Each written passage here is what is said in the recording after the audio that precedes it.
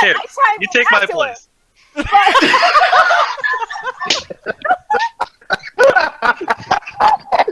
gonna be 2 hours of people getting up out of their chair.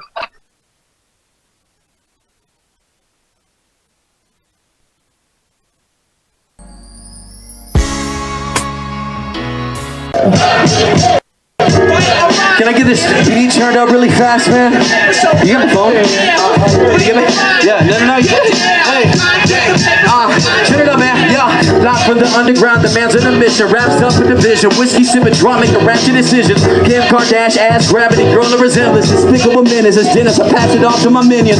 Pardon, but not a rap for a minute. But now I'm back to give a crap to beat that laxative in it. Yup, that's what my sentences. Words flow like Genesis. So trust me when I mention this. Don't fuck with my penmanship. I'm a Punisher, Frank Castle, and Hell's Kitchen, cook a beat from those I manhandle. A daredevil, no fear, so when I do battle, you look rattle. Get your Wonder Woman boots and your pink lassos. Damn, we kinda scratching for that.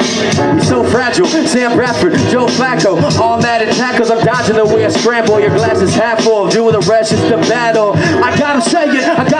And we ain't playing, homie, we ain't playing. I gotta say it. Let me see this. Let me see if I can do the fucking voice now. Applause for this Fox Falls. A lost cause, Coon Squad beating monsters. I'm too wrong, like a J with a nice cross. It's like hitting golf balls. He lands on.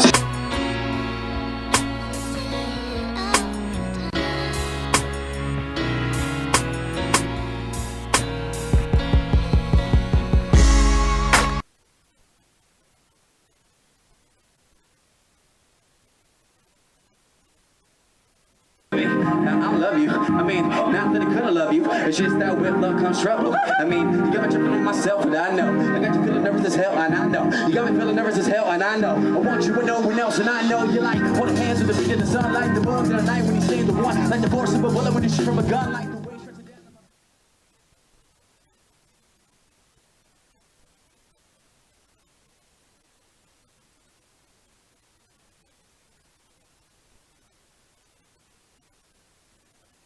Oh snap, what's good folks and jokes? Or should I say the Midnight Chat Attack? It's your boy OZ from the NYC And it's LA. Sammy G from the Fresno CA. It's a good try. Hey man, Midnight Chat Attack, keep your thing going on. I'm gonna try to pop up on there sooner than later, alright? Stay toasty.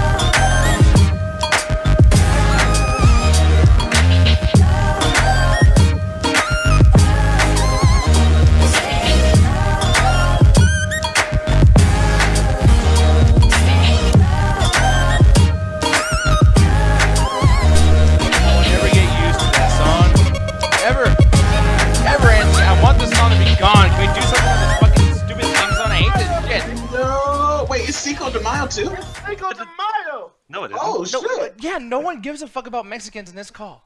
No, it isn't. Okay, by the way, real quick, pop quiz. Anybody know what Cinco de Mayo even is and why it's a it's a thing? It's an excuse to get drunk at 2 in the morning. Exactly. Oh, what ganja?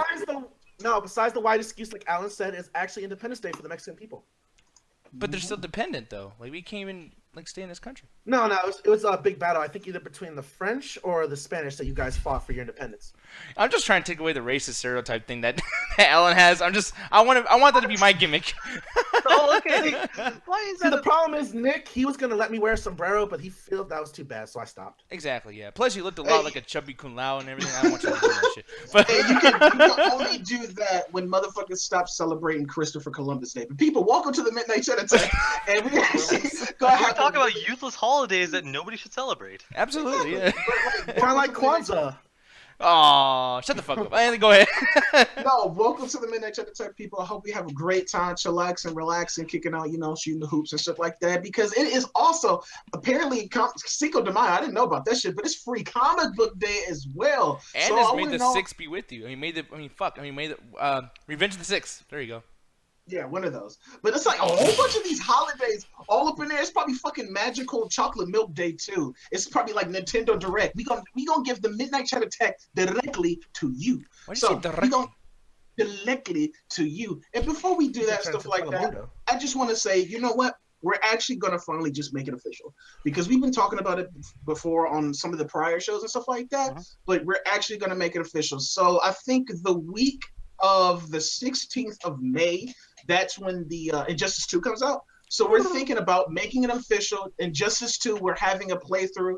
I was going to do a tournament, but I don't think enough people are going to get it because they're probably just really trying to save their money for Austin. So we're just going to be like, hey, whoever gets it, we're going to, make a little Google Hangouts call. Instead of doing the movie nights like we normally do or the anime nights, this is going to be like something in particular. And if this goes well, we can put this in the list of array of things that we do. We could do a movie night one night, do anime night the other week, and then probably a game night the other way where a game comes out, we all can play it together. Okay. So we're doing on the week of the 16th, we're doing that Injustice 2 play together or play along or whatever. And we can all get it. And it doesn't matter which version of the game you have. Just, you can actually, just talk to people in the Google Hangouts or in the chat and be like, hey, what system you got? You want to play? We do something like that. If enough people do get it, we could do a tournament, but we have to know ahead of time who's actually getting and stuff like that. Like I said, I know people trying to save money around this time. And But y'all thing motherfuckers too, I want to put it out there, is people in the chat, make sure to let us know if you guys think that it might be a good idea for us to record that and etc. Because, this might be a highlight video later on down the road, but it's I don't know how you guys feel about the after hours being recorded, things like that. We normally we'd never ever record after hours. We've done it a couple times with Quiplash and things like that, but for the most part, we never ever record that stuff. So let us know what you think about that, and then maybe we can record, the playthrough. And what are you going to say, Ganja? You're saying something? Oh no, I was just gonna say don't invite Corey Goodwin because his fucking broken left foot knows how to cheat so well with these games. Don't do it. Oh no, I would fucking body Corey Goodwin, dude. He fucking sucks at fighting games and whatnot. And Man, I saw Trey get his ass kicked, and Trey is amazing at Capcom. So I don't want to hear that. You only brought that up because Trey's in the chat right now. Hi, Trey. Oh, that's fucked up. No, and by the way, too, and Alan, don't even be laughing because you be over there like, oh, Mortal Kombat X, Nick, I'm going to beat your ass, and I fucking followed victory to your ass. You know what? Sure, I'll give you that. You won, you fucking tryhard. But if this is a Smash Bros., I would wipe the floor with anybody. Anybody. Man, I kicked your ass in Smash Brothers on in a game where nobody was playing. Okay. All right. And Anthony, I'll beat your ass at Cuphead. Well, I'll lose the game. I'll fucking lose. I got no skills. What y'all say about that? Bam. Damn, man, he Will Smith the fuck out of us. Like, Jesus. No, he didn't. He just called himself a loser. I'm not gonna fight him. I want to lose now. Like, honestly, it worked on me. Like, it's like, fuck you, you're a loser, dude. I lose way more times than you fucking lose, you little bitch. Like, I got one. But you should see Chris. He keeps tracks of the L's, man. He knows. No, go ahead, like Anthony. I said, just to reiterate, like I said, the week of the 16th, we're doing that. And like I said, if you have the copy of Injustice 2, just let me know so I can tally it up. Because if you let me know ahead of time, then we probably could do a tournament. You probably won't win anything but bragging rights. But like I said, it's only if enough people actually get the game. Because if enough people don't, we're just going to do like a play together, against like the Hangouts. Just make it like a regular after hours. Like if we was playing like Quiplash or something like that. And with that being said, yes, Nick, tell them about that YouTube Yes, of course. Yeah, it's a YouTube channel, people. You already know about this shit, okay? I've been saying this goddamn same fucking thing every single week. But here's the thing, y'all. You guys watch the Midnight Chat Attack live stream. I appreciate that. It makes me very, very happy. That's super awesome. Same with the Midweek Chat Attack live streams. Even though the Midweek Chat Attack is so much better than the show. But anyways, but the highlights, Anthony busts his ass in those. They'd be awesome. Even I bust my ass a little bit, every now and then. I was like, oh, wait, Anthony's over there dancing. He's just like, ooh, look at that hard work dance. Comic book day. Yeah, he got free shit. Fuck them. So, anyways, we got the ringside hangout. Obviously, man, I don't know why that show's doing so well. Apparently, we're just entertaining in general. But the thing is, too, is like we like people to talk shit about wrestling as well because. Let's be honest, wrestling kind of sucks nowadays. Anthony, I think it can fucking definitely. Fuck what they did to Bray Wyatt. Fuck what they did to Bray Wyatt. Sex tapes, man, are making it much more interesting. You fucking stupid. Bray But Wyatt here's was the thing. No, but no, but the thing is though is I want everyone to come onto the ringside hangout and just be talking about stupid shit because we did the same thing on there as we do on here about comic books and things like that. Midnight chat attack. And with that said, when you guys come into this call, there's a certain fucking thing you gotta do when you gonna call. No, I'm just laughing at Adrian. Adrian getting a little bit too comfortable for herself. Okay, Adrian, I gotta call you out now because you get a little bit too comfortable. You always act like you shy and shit like that, but you be calling people out in the chat. She was like, Nick entertaining. Yeah, she find me really entertaining when I'm fucking laying that pipe on her. You know what I'm saying? But no. Anyway, people, get us out the call. You're gonna look on the left side of your screen. I'm gonna be like pointing like a comic in that direction. I'm gonna be like left side of your screen. Go over there, and it's gonna open up. It's not gonna be a comic. You're not gonna see a comic book. You're gonna just see a Google Hangouts link. You click that link. You hop inside the call in a very free comic book matter. Like, look at all this shit. Look at all this shit I got for free. One day I wish we could just segue into the rules normally and not me just freaking out at what you just did. Yeah. So read the fucking rules. Like, what are you waiting for? Fuck you, bitch. I'm waiting for you to calm the fuck down with your ADD ass. Anyways. ADD ass. Segue, Nick. Segue. Stop laughing. I'm trying to get the rules in. Hey, ADD these rules to the list, bro. Exactly. Rule number 1, newcomers join the call first. That's you new fine people that we don't get to see all the time. So hit us up in the PM so we can get you guys into the call. Rule number 2, do not talk over each other. It's just makes you go full retard like Nick. So please don't do it. Rule number 3, please no nudity. It will get us kicked off of YouTube and nobody wants to see your left titty bigger than the right titty. Rule number 4, do not give anyone else the link. We have a planned show out here, and that includes who comes onto the show. So do not give anyone else the link. You will get kicked instead. Rule number 5, read the rules. And Alice, is Allie Girl in here to do it? Don't be a dick, motherfuckers. Motherfucker! Yeah. Justin, before we start, what you get at free comic book day? Look at all this shit I got. Motherfucker, I got man, I got that fucking Guardians of the Galaxy. I got that fucking. Okay, somebody get a time in the chat when Anthony calls out his chair. I bought my first comic. I bought Squirrel Girl. I bought her. Well, don't call her Square Girl. Call her Squirrel Girl, you motherfucker. Like shit. Square Girl. She's a Squirrel Girl. They talk about Squirrel Girl one more goddamn time. Or Schoolgirl, what Alan just said. Like, man, that's a weird name. Girl. I love. I'm so glad that I finally got these, and I actually bought these like with my own money. So I'm happy. I was adulting today. Thank you. Yeah. You were adulting buying comic books? Yes. It's an oxymoron and like a paradox. Wow, and it's like these things together that mash, and it's nice. Okay. It is more. That's what no, it is. It really is. No, Justin, what your bitch ass get? Yeah, no shit. I know Justin was over there at that fun comic store. Yeah, do you guys have any like informational, like educational comic books? Like, you guys got a comic book for Jesus? People standing at the counter and shit. If you know that this comic book character, he's actually in this movie that's starting out like this other movie and stuff like that. It's special Anthony, are you following me around? How do you know that? No, Free Comic Book Day was actually fun and stuff like that. They had over like 50 comic books and shit like that, and we actually had to drive like 27 minutes out my house just to get these that I had to get here because they actually had closed down the one in my neighborhood and shit like that. Alan, did you actually go out and get some comic books too, man? That's the thing. I really think that's only an American holiday. I've never heard of free comic. Yeah. Can you guys mentioned it a bunch of times, but I've never seen it. Can you imagine Alan walking into a place like, "Hey, I'm here for free comic books." Yeah, get the fuck out of here. Like, that's the only reason I never tried it because I'm like, what the fuck are you talking about? That's actually something I never even heard before. I thought it was actually just a worldwide.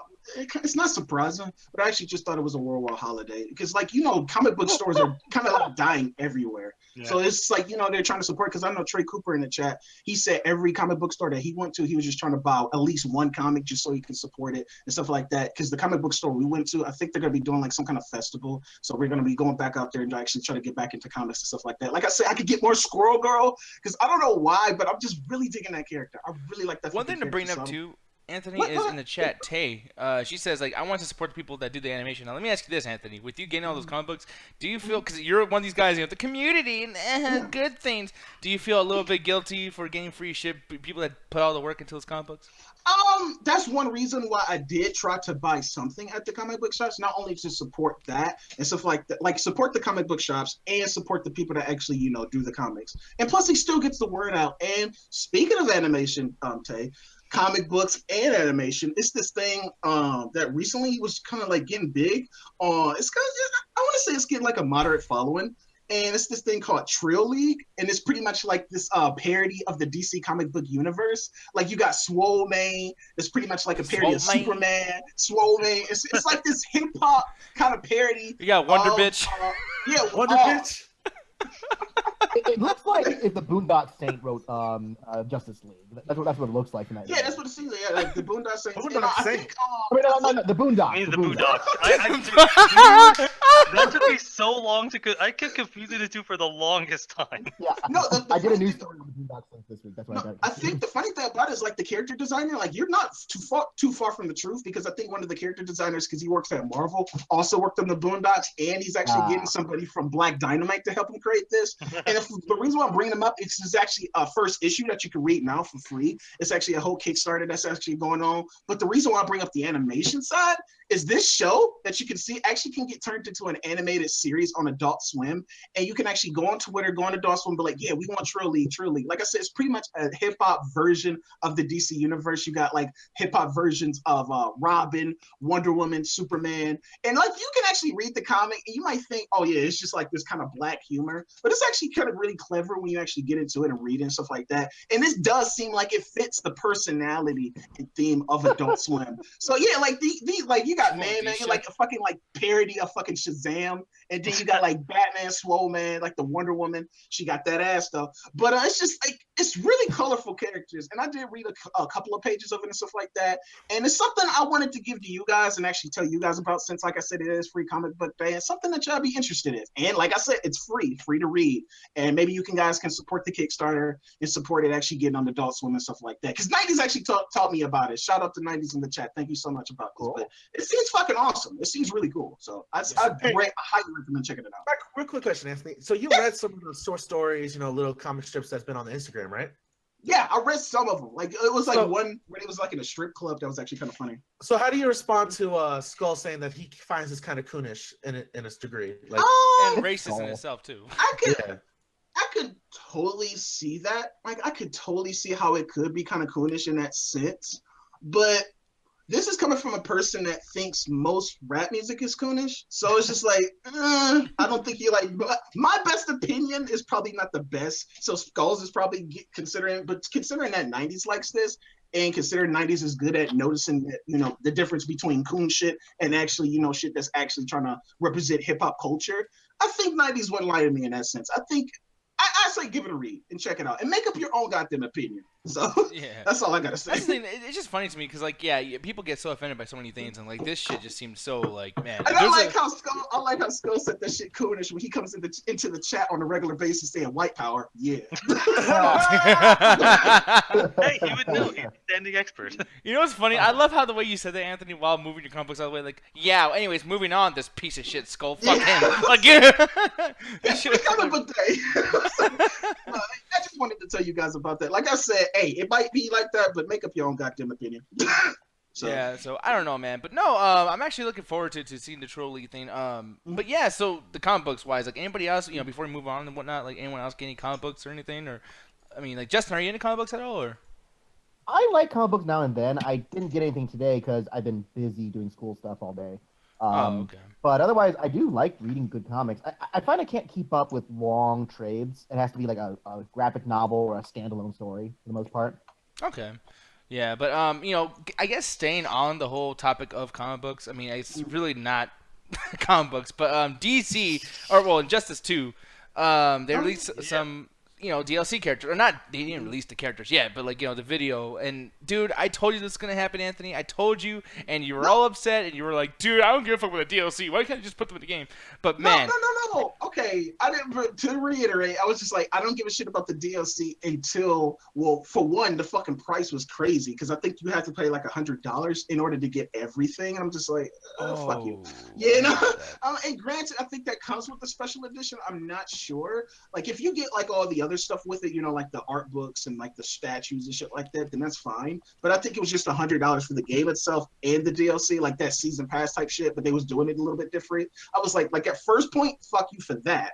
But secondly, I didn't care about the DC until we get the rumored characters. Like if I get like the Question or somebody like Static Shock, that would be cool. But the big rumor is Spawn. Like if they release Spawn, then I might consider buying the game just for one character because I fucking love Spawn. But going back to this DLC pack, I would say this looks pretty fucking awesome too. Like they got fucking Red Hood, they have Starfire, and they have Sub-Zero. Yes! Your boy Sub-Zero. Yes! Sub-Zero and Injustice? Oh god. Well, okay, Justin, what is the rumors? Because somebody else said that too. They thought it was gonna be Raiden. Like, where did y'all hear that from? Oh yeah. Oh, there's been stuff where I think people were showing the outlines they teased about who's gonna be DLC characters, and I think one of them was Raiden, who they teased at, but. There was also, they said, like, Black Manta is one of the teased ones because it's very clearly Black Manta's outline that they showed. And, yeah, there's still a whole bunch of rumors. I mean, they even speculated Beast Boy, but it's like, well, we don't know for sure because his design is generic enough. It could look like anybody. But, okay, Raiden and Kung Lao have the exact same outline. How are you telling the difference between the two? Good question. Yeah. I don't know. It's, and you know what? It's kind of funny too because we could be saying it's one thing, but they're redesigning the characters anyway. Like Scorpion doesn't look like Scorpion from Mortal Kombat. Like I like that they went that extra mile because they didn't just put them in the game. They actually redesigned them if they was like DC characters. Even though it seems like they're having the whole trend, like Scorpion's design pretty much had like almost like a hood, and then Sub-Zero kind of has like a design too. And I'm like, enough with the hooded design. Hey, like, hoods are cool, man. No, hoods are cool, but just do something different. But I will say Sub-Zero, I like Scorpion's design better in Justice 1 than Sub-Zero's one. This kind of looks kind of generic to me. It doesn't look as good. It doesn't look as creative to me. But the other two characters, Starfire, I always love adult Starfire. I love this. She looks fucking hot in this. I swear to God. I hope she actually plays well. And Red Hood, I'm kind of meh. Because, like, these type of characters really don't... He looks like she'd be on, like, Army of Two or something. Yeah, also, you see the outline there. It looks familiar to me. Oh, he looks familiar to you, said? Yeah, I was just like, where have I seen that face before? But yeah, you nailed it with Army of Two. Yeah. Oh, yeah. But yeah, I mean, are you guys... I mean, you have a PS4, right, Justin? No, I have an Xbox One, so... Oh, okay. Well, shit. Oh, I mean, well, even with that, though... Yeah, you can still get it on there. No, yeah, but even with that, like, yeah, are you going to begin Injustice 2 or no? I've been happily considering it. I mean, I loved Mortal Kombat X. I thought that was just awesome all the way through. Yeah. So, I mean, if they got all these characters I like, plus looks like Raiden in the background there on the right. But, it really does, man. I know, but the dude standing with a thing on his head that looked like it'd be Kung Lao, man. It's possible, but I'm just saying. Other than that, it looks promising. It looks well executed. I'm just gonna wait to see like what people are kind of saying leading up to the days of before I decide like if I'm gonna plop some money down. Mm-hmm. It's funny in the chat because Chris, because I don't know about the meta game because I did watch a little bit of it on Evo and some like Apex and stuff like that, some of the fighting game tournaments. But he was just like, nothing else matters. If Superman is top tier again, fuck all the other characters. So like, I hope that's not the case. I don't know if Superman was that good in the other game. Apparently, like to my knowledge, I actually thought Batgirl was like the best character but that's just me. That's probably should just like mess with my play style. I know a lot of people said Martian Manhunter was like the best character in the other game. So I'm actually curious just to see what this type of meta game too, especially considering that you got all the suits and stuff like that and the armor that kind of adds to the meta game. Damn, you're like, the armor. I'll run myself. The armor with those superpowers. No, that's the funny thing about it. Is like, cool, man. No, it does. And now hopefully it's like just aesthetic because I really wonder if they're gonna let that be like tournament legal. Like I'm about to get really nerdy here, but it's kind of like the custom moves in Smash 4. Like they don't make those legal because they're fucking custom moves and they're OP as shit. So their armors are just cosmetic. It's just to make them look cool. No, but then they said that they had like buffs. Like some of the armor has like buffs in stamina, defense, speed. Right? MKX had this system where you could have 3 different play styles. It might be one of the play styles of you get in this playstyle, you have armor that buffs you, but that's part of that's a moveset. Yeah, so that's how they're probably going to work it into that dynamic because I know it's like customizable with everybody else. I'm just really curious with how that is going to formulate in the meta game of the whole fighting game. But I can't wait till it comes out just to see if people get their hands on it. So I think that's actually going to be pretty cool. Yeah. No, but yeah, man, I'm excited for this, honestly. Ganja, do you ever give a shit about these Injustice games or fighting games? Or I played the first Injustice. To me, it felt like a discount Street Fighter when I first played it. Like I know you guys like it and stuff. There's nothing wrong with it. Just the way I played it and how I play fighting games, it felt like it was Mortal Kombat with all the extra violence and extra movesets. It felt like a empty game to me. So I'm hoping with the sequel they kind of give you guys more movesets, better finishers, more characters. And I think the only good thing that Injustice had going for it when I did play it was the story mode. I really did enjoy the story campaign. Though it did pull me out when I had to do the fighting because it didn't make sense. Like, just kill Superman. What is he doing? And plus, too, I really hated that when you do those, it has that stupid-ass QTE shit where it's like, ooh, Scorpion can do all this shit, but, like, this punch, you better make sure to hold that square, man. Oh, fuck. Like, it was annoying, but... Yeah, they should have just went, I was okay with just cutscenes. Like, they didn't need to do the QTEs. I'm okay with just sitting there watching a cutscene. Exactly. I guess I got numb to it now because most games have kind of like cutscenes. Like it's kind of like from an animator perspective, how would you do those scenes like interactive? Like maybe you can find maybe some kind of video game developer can find some kind of creative way to do that while still making it interactive. But I'm just most of these games kind of do that. So but you subscribe to not Game Theory, the ones that do the history show every Saturday. Oh, Extra Credit. Extra Credit. Yeah, they actually mentioned that the reason they have a hard time making not screenplays, but cutscenes interactive is because they want to promote a story, but how much can they get if they give you full control throughout the cutscene? That's why they do the half-ass measure where you can just walk around and just look at somebody as they keep talking. Yeah, exactly. Yeah, like the slower scenes. It's kind of like cutscenes are kind of. You know what, Ganja, if you can find that video, actually post that in the chat. I'm actually glad you brought that up because people check out that fucking video. It's actually really good and goes into the whole dichotomy behind video game cutscenes. I mean, that shit is actually really interesting. Yeah. But one thing I want to bring up actually really, really quick, and I know probably no one's going to give a fuck about this. I'm hoping they do. I know Justin, I got him in here and everything. But, just stay on the topic of video games. Dude, I am so hyped. And I know, I didn't even tell you, we're going to talk about this, Anthony. But Call of Duty is finally doing something right, man.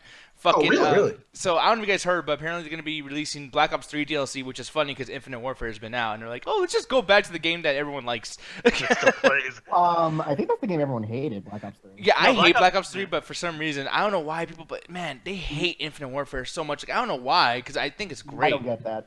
It's such a better game in my opinion, so it's just weird. It's the classist behavior. It's like, oh, you're trying to do Titanfall. Why don't you just Titanfall, do Titanfall, and you do your own thing? It's kind of like that classist shit. So it is. Don't pay no attention to the internet nerds. But the thing is, finally they're releasing, I guess, this DLC that's gonna have all these old maps. Not this one, but I don't know if they're showing this clip on GameSpot. But basically, all the clips or all the maps from Call of Duty Black Ops 1 and a couple from Black Ops 2, and then mainly Call of Duty World at War, the Nazi zombies. And that's where it started. Yeah, and I guess it says remastered. I don't know what remastered kind of means because they can just say remastered and it's like RE4 for the 50th time is fucking remastered. They're gonna try to bump up the resolution a little bit to make it not the exact same thing as other games because it's Black Ops 3 is a PS4 game. But the thing that sold me.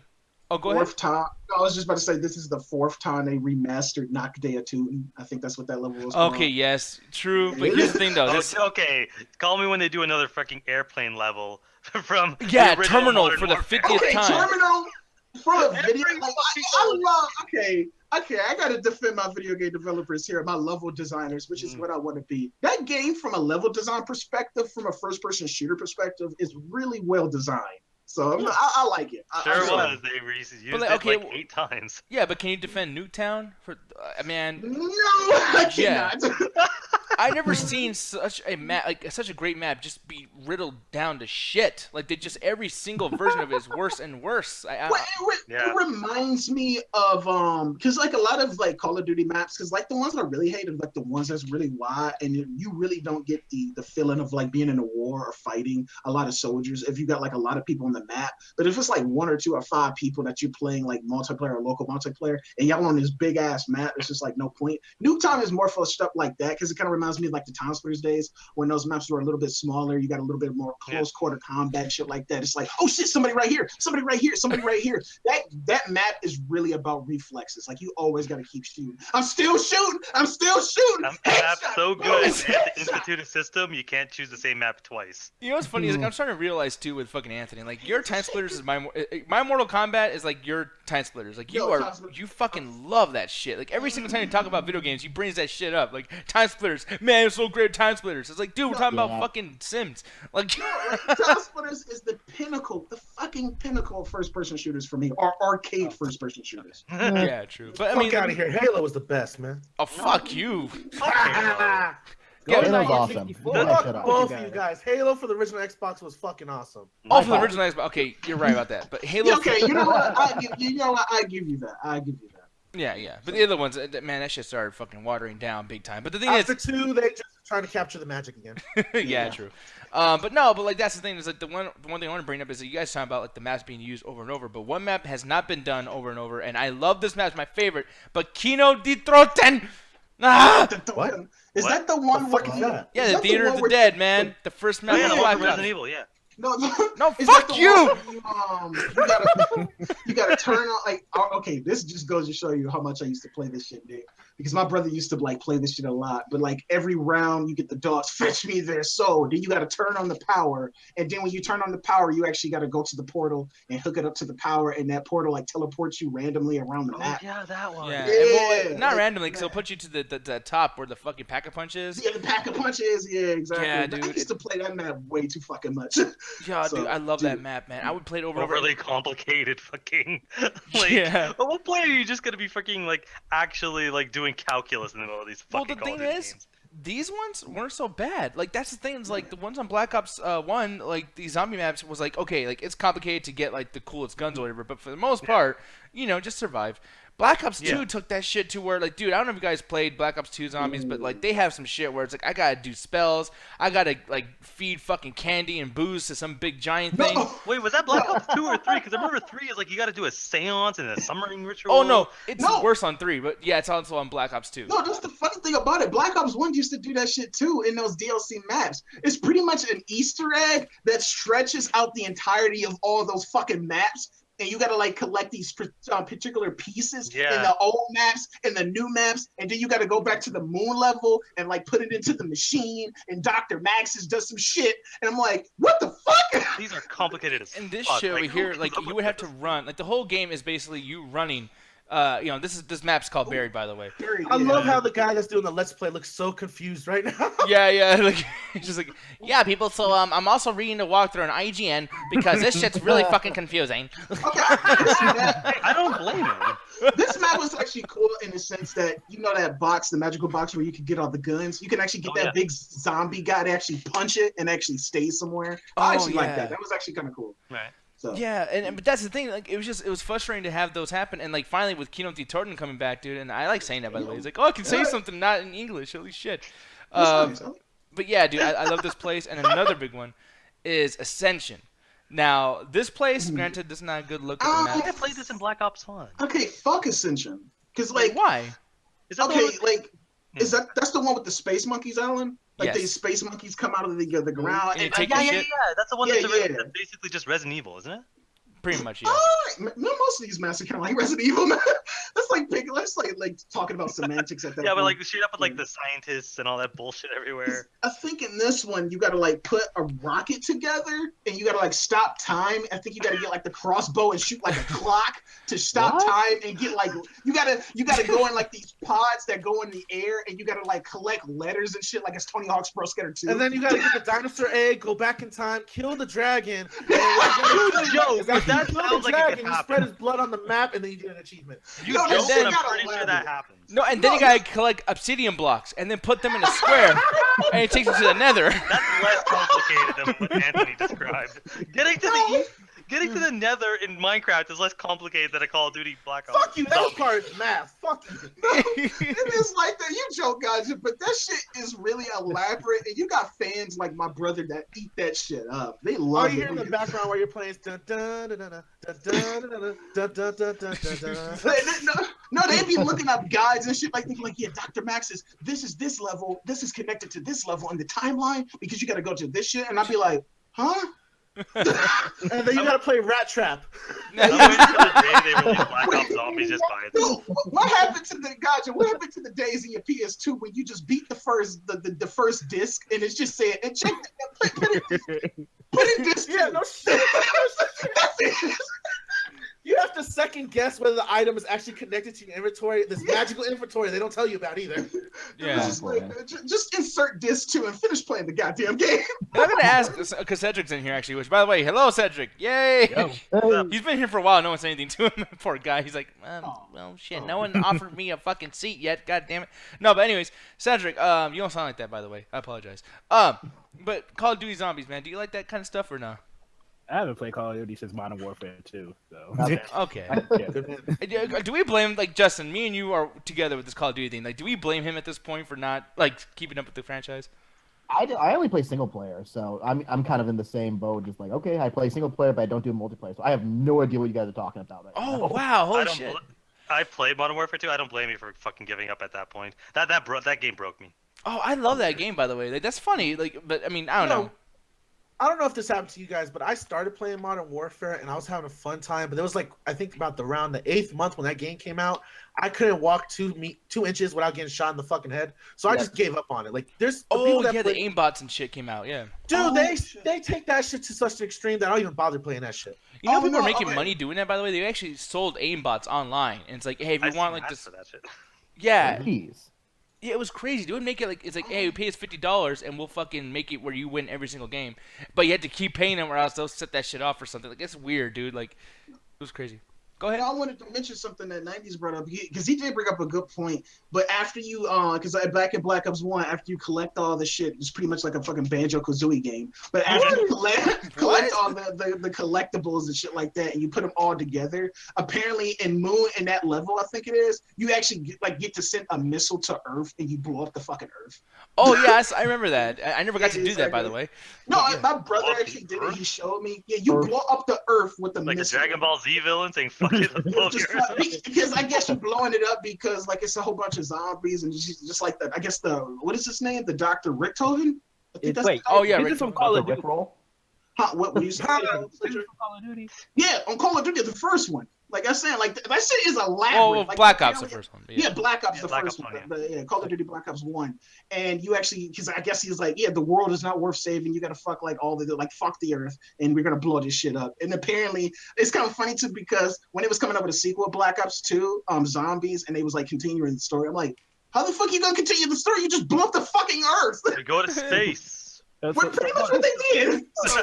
So let me get this straight. This Call of Duty is basically about soldiers, fighting wars and whatnot. And we're talking about them killing zombies and blowing up the Earth. Okay, the zombies for Black Ops have been their own fucking thing. Like I don't know who makes these games because they are more elaborate than the fucking single player games and have more effort into them. But I don't know who makes these games. Well, but that's because that's where all the money is. No, only crazy people like me play the single player. Most everybody else plays the multiplayer. And that's the thing that's crazy about this. What happened was Treyarch owned the zombies thing, and Sledgehammer Games wanted to like break apart from being teamed with anybody else, wanted to do their own thing. So when Advanced Warfare came out, they're like, "Hey man, can we please just try out our new zombies thing? Let's call it Exo Zombies. Let's do something different. Can we just borrow it?" And Treyarch wanted to do it. They wanted to test it out. But they're like, you know what? We'll give it to you guys, and if you guys fuck it up, at least it's your game, not ours. You know what I mean?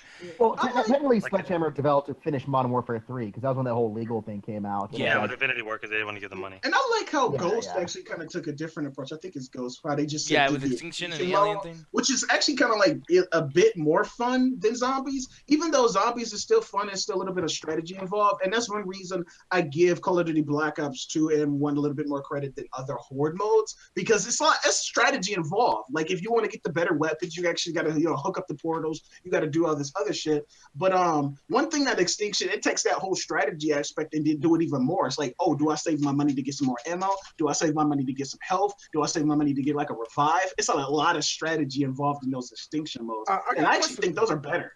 Real quick, for everyone here pretty much played the Modern Warfare series and the Black Ops and all the ones that have come out with Call of Duty so far. When they did the Jason Voorhees, the aliens, and the Freddy Krueger, how was that when you played it? Well, they didn't do the Freddy Krueger thing, but I remember they did the Predator one. Yeah, Predator. Yeah, I know they did Predator, and I think it was Jason Voorhees, right? Michael Myers.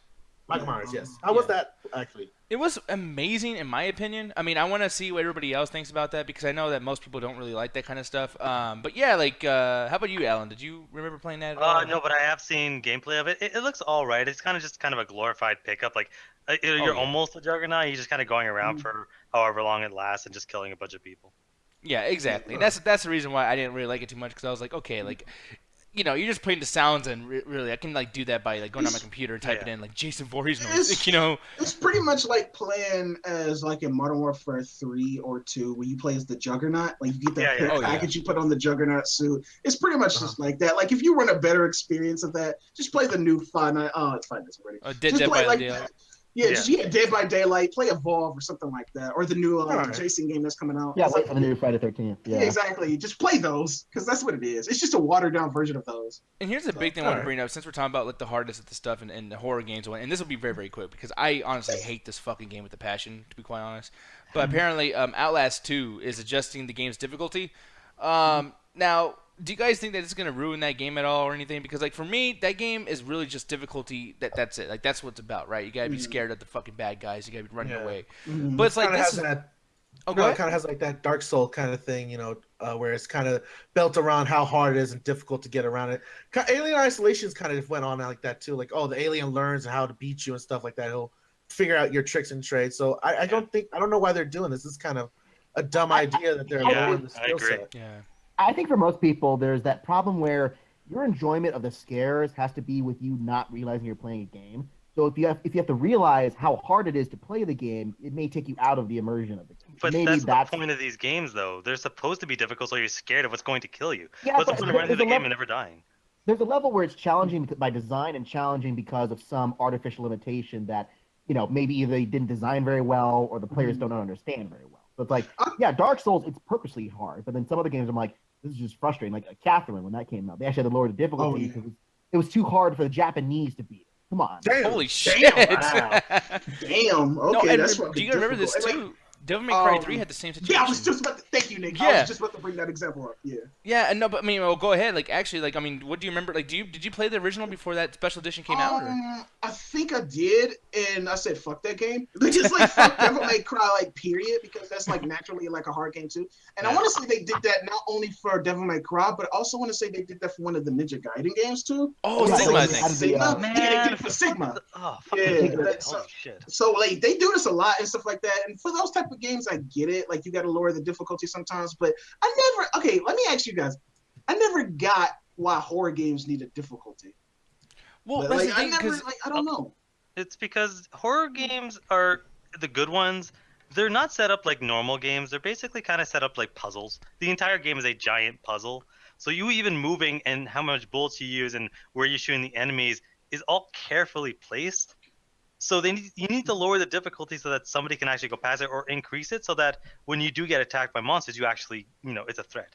Oh, Skull brought up a good point. He was saying they're just pretty much adjusting the difficulty because of bugs. Because, like, I guess it's like one hit kill, you dead. But, like, why would you adjust the difficulty? Why don't you just adjust the hit points? Or No, I get what he's saying. Because of these bugs and these adjustments they have to make to the game that give you a one hit kill, it's getting to the point that even just naturally trying to play the game, you're getting wiped out to the point that it's just becoming frustrating. It's not actually part of the gameplay anymore. Yeah, like I said, like once you like I said, I could be wrong, but instead of just adjusting the whole difficulty, why not just adjust the hit ratio or whatever? Well, I mean, if that's not part of it. I mean, it's not just the actual hit ratio that you take, but I think like maybe the AI design of the enemies or the way the game layout works. I think that's what Ganja was getting at. Or maybe they don't want to kill anyway.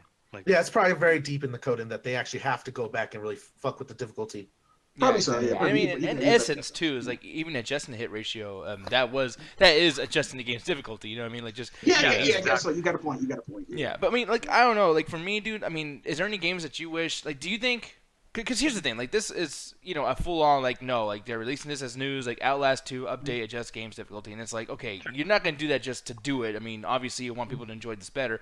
Is there any games that you think you would enjoy better if they would have adjusted that game's difficulty? Well, they didn't make the adjustment because, like, those games are meant for that, but I wish that Ninja Gaiden had, like, some kind of easy setting. Even when I put that game do have an easy setting. Yeah, they do, and it's fucking hard as I still cannot beat this shit. Like that. Fuck that game. Like I still can't beat it. It was the original one on the Xbox. I think it was. Damn it! I can't remember the goddamn name of that game. I want to say the original one for Xbox was there was the first Ninja Gaiden, and then there was Ninja Gaiden Black, which was the special edition. Okay, yeah, just put Ninja Gaiden with a random acronym or word at the end of it. There's a ton of. No, I think it's like motherfucking Gaiden, and you'll find it. Ninja Gaiden 1 on the Xbox. Fuck that game, man. No, that's what I'm saying. Like, fuck that game on the original Xbox. I wish it had like some kind of like just like bitch ass mode, just so I could trick myself to be like, I beat this game. Trust me, a bitch ass mode would be the hardest difficulty in any game. That game is impossible to beat. Well, I kind of hate that though when video games like, oh, you want to play easy, bitch. Oh No, no, it does the that too. New Wolfenstein game did that, where they show you the easy mode and it's you as a baby. They're just like, you're such a little. Oh no! Like, granted, the game is like meh, but the Wanted video game, they actually call it the easy difficulty pussy. Yeah. Oh, that game is not that bad.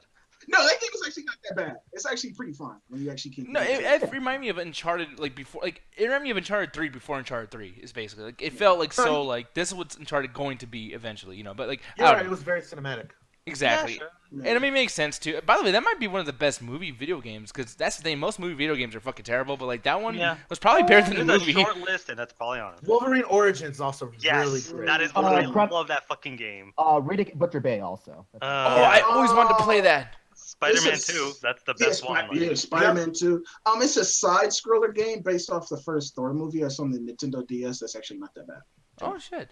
Yeah, man. I'm hoping it's like Castlevania and Symphony. Oh, and we forgetting a big one too. Scott Pilgrim versus the World. Oh, I love that game. Okay, do games like Mad Max, the new Mad Max, and Shadow Mordor count? No, because they're not a direct movie tie-in. Okay. I thought Mad Max would count because I mean, you know, even has the name of Fury Road video. Yeah, game. but it's not related to Fury Road. Yeah, or it's not 80s. just based on the movie. Yeah, that's true. Okay, Yeah, they're just using that name or whatever. But yeah, man, no, and Scott Pilgrim versus the World, by the way, that might as well be called River City Ransom 2. Dude, Like, it totally fucking is. It's River City Ransom with a little bit of Streets of Rage mixed in there for good measure. Yeah, that man. game is totally like that shit. Man, cut this show off. Go play fucking Scott Pilgrim versus the World. If you can find it. Exactly. No, why the fuck would they get rid of it? I can't understand that. Why the It's fuck like they take that licensing off the store? issues. They couldn't keep the license for some reason. Like it was a giant mess with that entire franchise. And Skull is bringing up Metal Gear Solid Rising. Yeah, that movie that was based on that was fucking great. Yeah, I was gonna say. Right? That totally awesome movie where you get to control the PS3 Hey, to be controller on fair, it. a Metal Gear Rising movie would be fucking badass. It really would. To hear rules of nature with orchestra, that would be the most awesome thing ever. Oh yeah, no, I agree. And that's another thing too. Like honestly, Alan, it's funny. Like I'm about to go like, dude, you know what that is? Ghost in the Shell is Metal Gear Solid Rising, man. That is so that fucking game. Metal Gear Solid Rising was That's oh my god. even when the Metal Gear at the end starts attacking fucking Scarlett Johansson and shit, like. Yeah, because her whole body, except for like the head, is basically like a robot. That's basically like. And she's using nanomachines with the other fucking dude. And the blood is like whitish. Oh my fucking god. Yeah, it's the same fucking thing. That makes me hate the movie more, and then makes me. He's like, wait a minute. We get into that with the whole Flex and Chill segment. Oh, we got to. Don't yell at me. Yeah. We're gonna see how much they hated Ghost in the Shell. Oh no, I don't hate Ghost in the Shell. I hate Alan for bringing it up. Yeah, no, I brought it up actually, but yeah. But he was actually saying like games with difficulties. I always wonder why the GTA games never had difficulties either. Like they're not that hard. It's really not that hard. Well, some of them. Get the train, CJ. Okay. Certain missions, like that's the thing I hate about GTA. It's like for the most part, some of them are easy, but then you just reach that one mission that's just like difficulty spikes out of nowhere. Like I said, the infamous shoot the train. I got another one because I remember these very vividly as a kid because I couldn't beat GTA because of half these fucking missions. The RC card that you fucking drove around San Fierro with this much gas and you had to travel 500 miles around the city. No, imagine an RC helicopter. The plane or the little helicopter thing. That's what I'm talking about. Okay, fuck that mission. Yeah, and by the way, you know what sucks, dude, is that you can beat the game 100% 100% completion. 0 is not fucking part of it, so you don't have to do that mission. But the problem, no, you have to do those missions because if you don't do those missions, the rest of the game doesn't unlock. No, Like, but I 0 tried is to the avoid- only exception. That's the suck. That's the thing that sucks. At 0, you do not have to do his fucking missions, and it pissed me off so much because that motherfucker, voiced by David Cross, and maybe I hated David Cross for like a month over that shit. Nick was like, whoa, Gizmo. The worst part I love you, man. That's fucking awesome, man. They're Gorgonites. they put that. Yeah. I want to laugh, but I lost too many fucking nights as a child to that fucking scene. So no, I don't I'm blame not you, laughing. man. No, but dude, okay, here's the thing. Like, everyone knows that those missions are fucking hard, right? But the thing that pisses me off, it's laughing his ass off. I But have not fought a small soldiers in years. Now it's all coming back to me. They bring it up every other day, Hey, man. Justin, it's more than just a toy. I fucking love that movie. I'm sorry. Dude, I swear to God, dude, one of these days I'm gonna dress up as Major Chip Hazard for Halloween, and I'm gonna scare the fuck off all the girls. But anyways, the thing, I don't know, man. But the thing is, the thing is like people complain about those missions, and everyone knows the missions are fucking hard, especially the shoot the train thing. But the thing that pissed me the fuck off is no one brings up the Haitians battle in Vice City, dude. That's the first. Oh, you remember this, right? Is that a cemetery? No, it's actually by the beach because you're having a stupid fucking war. It's a dumb storyline about the taxi cab company and how they're all yeah, and it's kind of funny, but whatever. But anyways, you go over there and these Haitians have the most powerful fucking machine guns and the best aim in the world. I was getting my ass kicked so much. I actually googled like, are Haitians fucking superhuman? Like, You think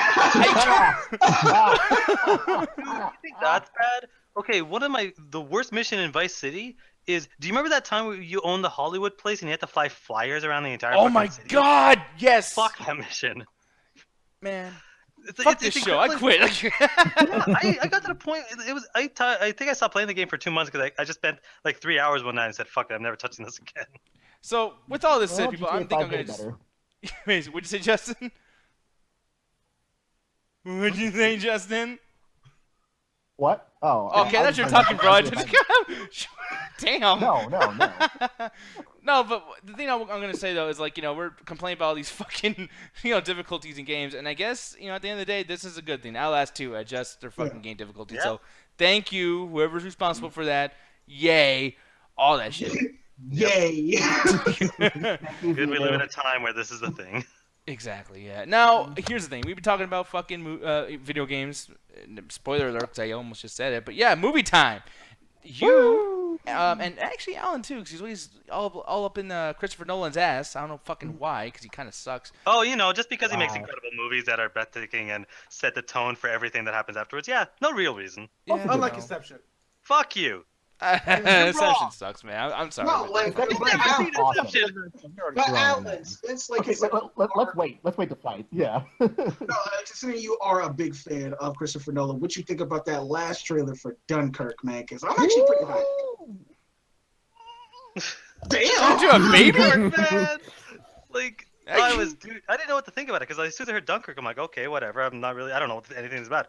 But it's Christopher Nolan, so I'm like, you know what? He does really weird things with absolutely nothing. Let's see what he does with historical facts.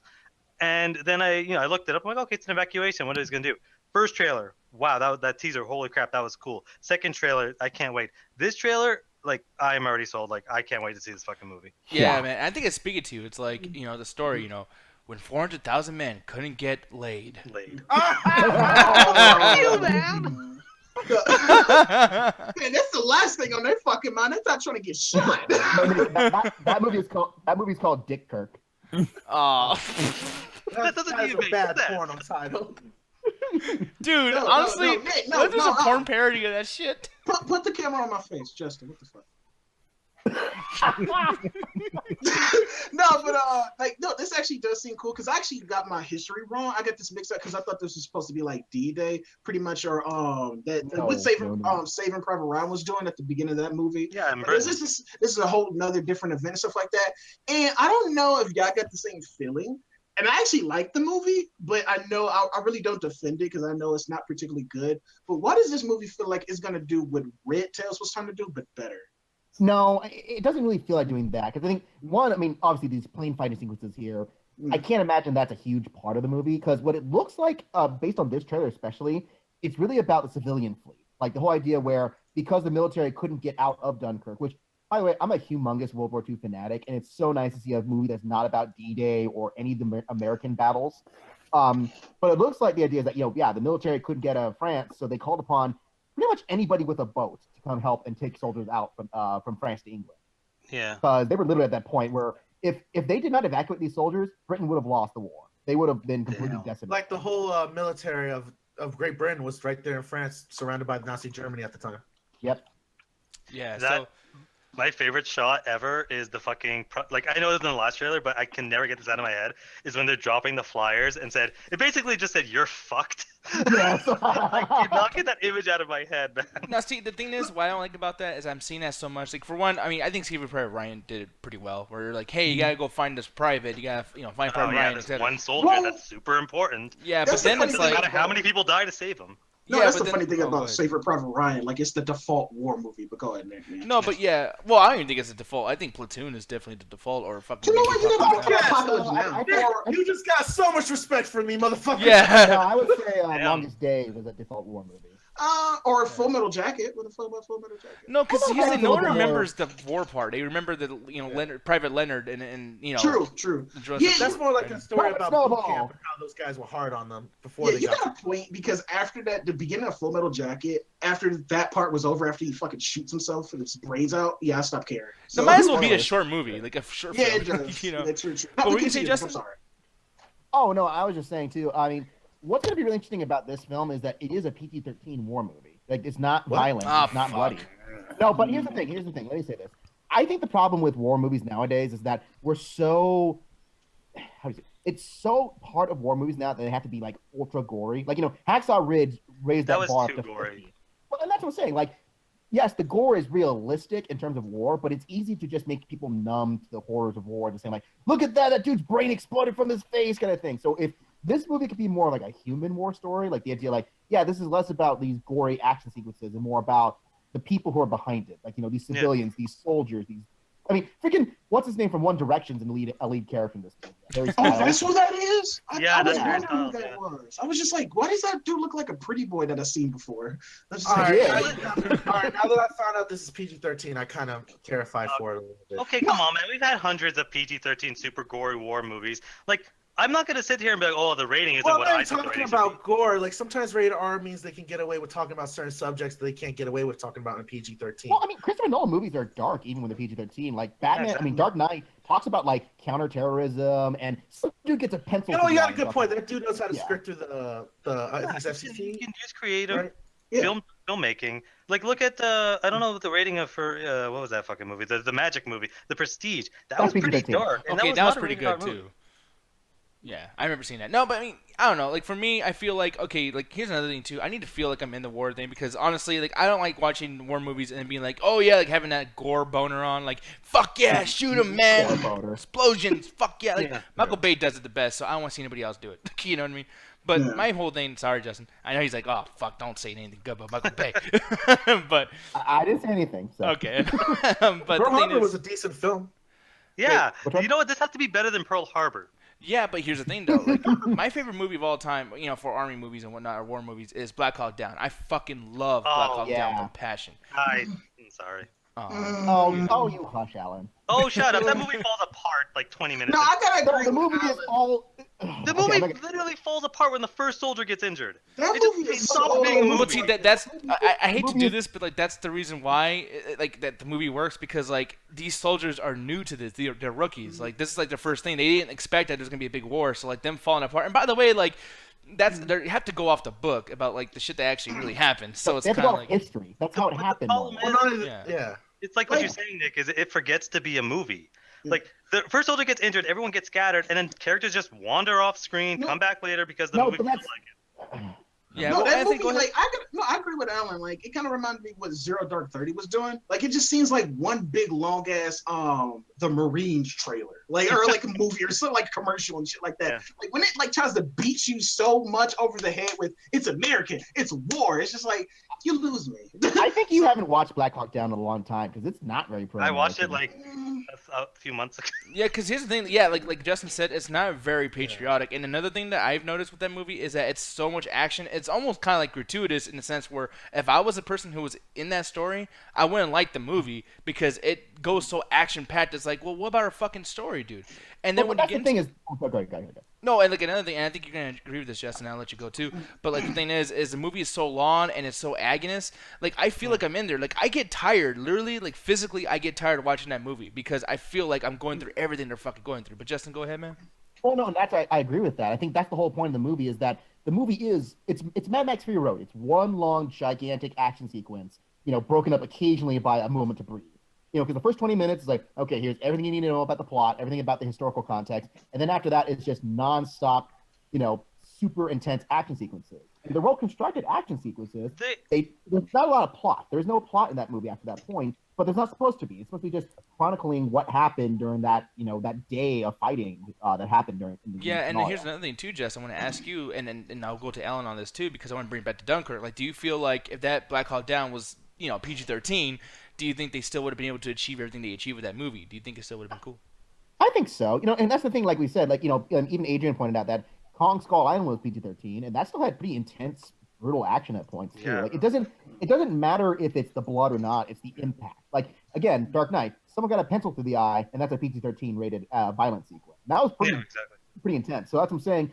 If it's still good storytelling, because also when you think of the cast, they got a huge cast of awesome actors in there. Even what's his name from Bridge of Spies? Mark Rylance.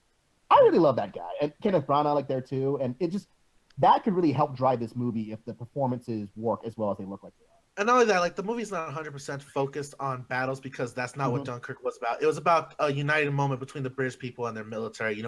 Basically the whole country of Britain coming together after this one goal of just saving their boys from enemy territory. Yeah. So it's not going to be that much, hardcore combat like there was in Black Hawk Down, where you kind of have to focus on the violence and the gratuity of war. So they can, focus on personal stories. I'm just worried about like when it comes to the wartime, especially when they finally do the crossing over the English Channel, that they don't go too soft on it because it is a PG-13 rating. Yeah, well, it does. It looks like at one point someone like drowns inside the battleship. That looks pretty brutal. No, that's the thing. It's like, and I agree with you guys. Like, you don't need to rely on gratuitous violence in order to like get your point across and stuff like that. And plus, it gives other people, part of the production team, a little bit more to like test their feet. This is when you really like, kind of like horror movies. This is when you really rely on sound design. Like when you like cut the camera away and you actually just like hear something and it just sounds like a gunshot or something like that. You can really play with that and be like, holy shit, that sounded brutal. Like, holy crap. And also, a lot of the stuff is not CG. Like there are a ton of practical effects in this. Like even those scenes where you see like hundreds and hundreds of people there, a lot of those aren't CG soldiers. They're like cardboard cutouts to look like real people. Like that's why they get this. A lot of them are like that first teaser trailer. That was a truckload of real people. Like that was hundreds of extras on screen at one time. And that's not laughing. Okay, to be fair, there was like 1,500 people there, and he was like in the background. No, you gotta look for his ass. I gotta give bravo to whoever's directing these extras, because every time you see like a lot of people on screen, they're all doing like the same thing. Like in this trailer, I think at the very first shot, you see like a whole bunch of like I think like bombs are coming over, and they all just get down on the ground. I'm like, damn, whoever is directing these people, fucking good job. Christoper fucking Nolan. Honestly, I think the real question is like, man, who's sending these bombs at these people? Like, yeah, they're actually dropping real bombs. They're like, oh shit, man. I know they're never gonna do this ever, but I want them to do a war story from the German side. There's a TV series that was produced either I think on TNT or I think it was I'm trying to think of Stars, where it's called Our Homeland, and it actually takes place from a German boy from the age of 14 with the Hitler Youth all the way towards the end of the war of him serving in the final days of Nazi Reich. Okay, gotcha. You could quote me if I'm wrong, but wasn't the first war documentary a Nazi documentary? Yes. Yeah, like it was like Nazi propaganda and shit. No, it was actually anti-Nazi propaganda. It was for the Germans in order to educate them about Nazi Germany, what they actually did. It was to denazify Germany after the Okay, so it was the first. Okay, never mind. Because I'm sure it's like some of them out there, but like you might watch that shit and you might be saying "Hell Hitler" after it. So. You know what's funny is like with Ganja saying all this stuff, I feel like this fucking dude over here, like just wow, he has so much knowledge. Like. Nick. It's my sins. Oh, this is why I I'm fucking get mad at this surprised. motherfucker. No, this is why I get mad at this motherfucker. Gotcha can be smart when you want to be. Shut the fuck up. 420 plays it every day. And it sure says go fuck yourself. Hey, nobody can know Ganja's secret. Yeah. No, but yeah. I mean, we're talking about movies and everything, and I'm gonna move to TV shows now. But I mean, yeah. Once again, too though, Dunkirk. We're all excited. We'll see what happens. And Alan, I'll be there to fucking fight you when the shit probably sucks. But hey, When you don't see it. I might see it. We'll see. You've not seen Inception. He's right, people, but fuck him, man. No, hold on. Fuck you, Alan. He showed up at the last 30 minutes. The most important part to tell that movie to go fuck itself. And I show up in the first 10 minutes. That's another thing. Yeah, that's true. When they're So doing you missed Michael an Bay hour shit. and a half of movie. I mean, What do you mean? The movie's like 5 hours. well, okay. Man, you missed the best part. Nick, you missed the best part of the movie. I love the part when it was like, boom. Bunch of freaking haters, man. Freaking Dana, you son of a gun hex. Inception all the way. Little flag waver here. But here's something that I've kind of been into, but I haven't seen the last 2 seasons because I'm just like fucking whatever. But American Horror Story. There it is right there. Now, as you see right here, it says American Horror Story Season 7. I didn't even know that there was a Season 6. What happened to Season 6? Well, no. So technically, Roanoke, the new one, was season 6. So. Oh, okay. Oh, okay. That threw me off because I know 5 was the hotel, and then I forgot they existed, and now 7. Well, that's the thing, that Roanoke was such a weird season. Like, I mean, I haven't even watched American Horror Story a lot, but I've caught up with it. That Roanoke was kind of the experiment to try and create this new, like, docudrama feel where it's like a story within a story within a story. And it kind of lost people because it came out of nowhere and then it kind of just went nowhere. So I guess, well, not even so much it's not good. I think it was different. They really tried to do something different with the story, and people didn't know what to expect from it. And that's the thing I like about the show, is that they have the freedoms of doing that, and they take advantage of those freedoms. They always do something different. But the thing is, everything different somehow has to do with sex. It's like, ooh, it's a super fucking natural villain thing, and he's fucking a dude in the ass with like a razor blade penis. Do you remember that? It's like the first episode of fucking Hotel, the one with Lady Gaga on it. I didn't watch it, Hotel. Man, I stopped after Season 2. I watched one episode of Season 3 and said this show's a piece of fucking bullshit, and I kept hearing that just gets worse. Her power is to fuck people to death? That's her power? That is really? fucking hot. No. Yes. Okay, so the one with Lady Gaga, is that the one that was called American Horror Story Asylum? No, that was Asylum Hotel. was the second season. Okay. Yeah, Season 2 was Asylum, and Julie is in the chat right now saying Season 2 is the worst. I actually love Season 2. Yeah, Season 2 is great, man. I agree with you, Julie. I'm pretty sure Lady Gaga is also a vampire in real life. Yeah, so what is it? I think the seasons so far have been Murder House, Asylum, Coven, Freak Show, Hotel, and Roanoke. And then this one, whatever it is, it's about the presidential election. Well, whatever it is, about Is fucking. it seriously? It's about Yeah, it's dumboating that ass on your face.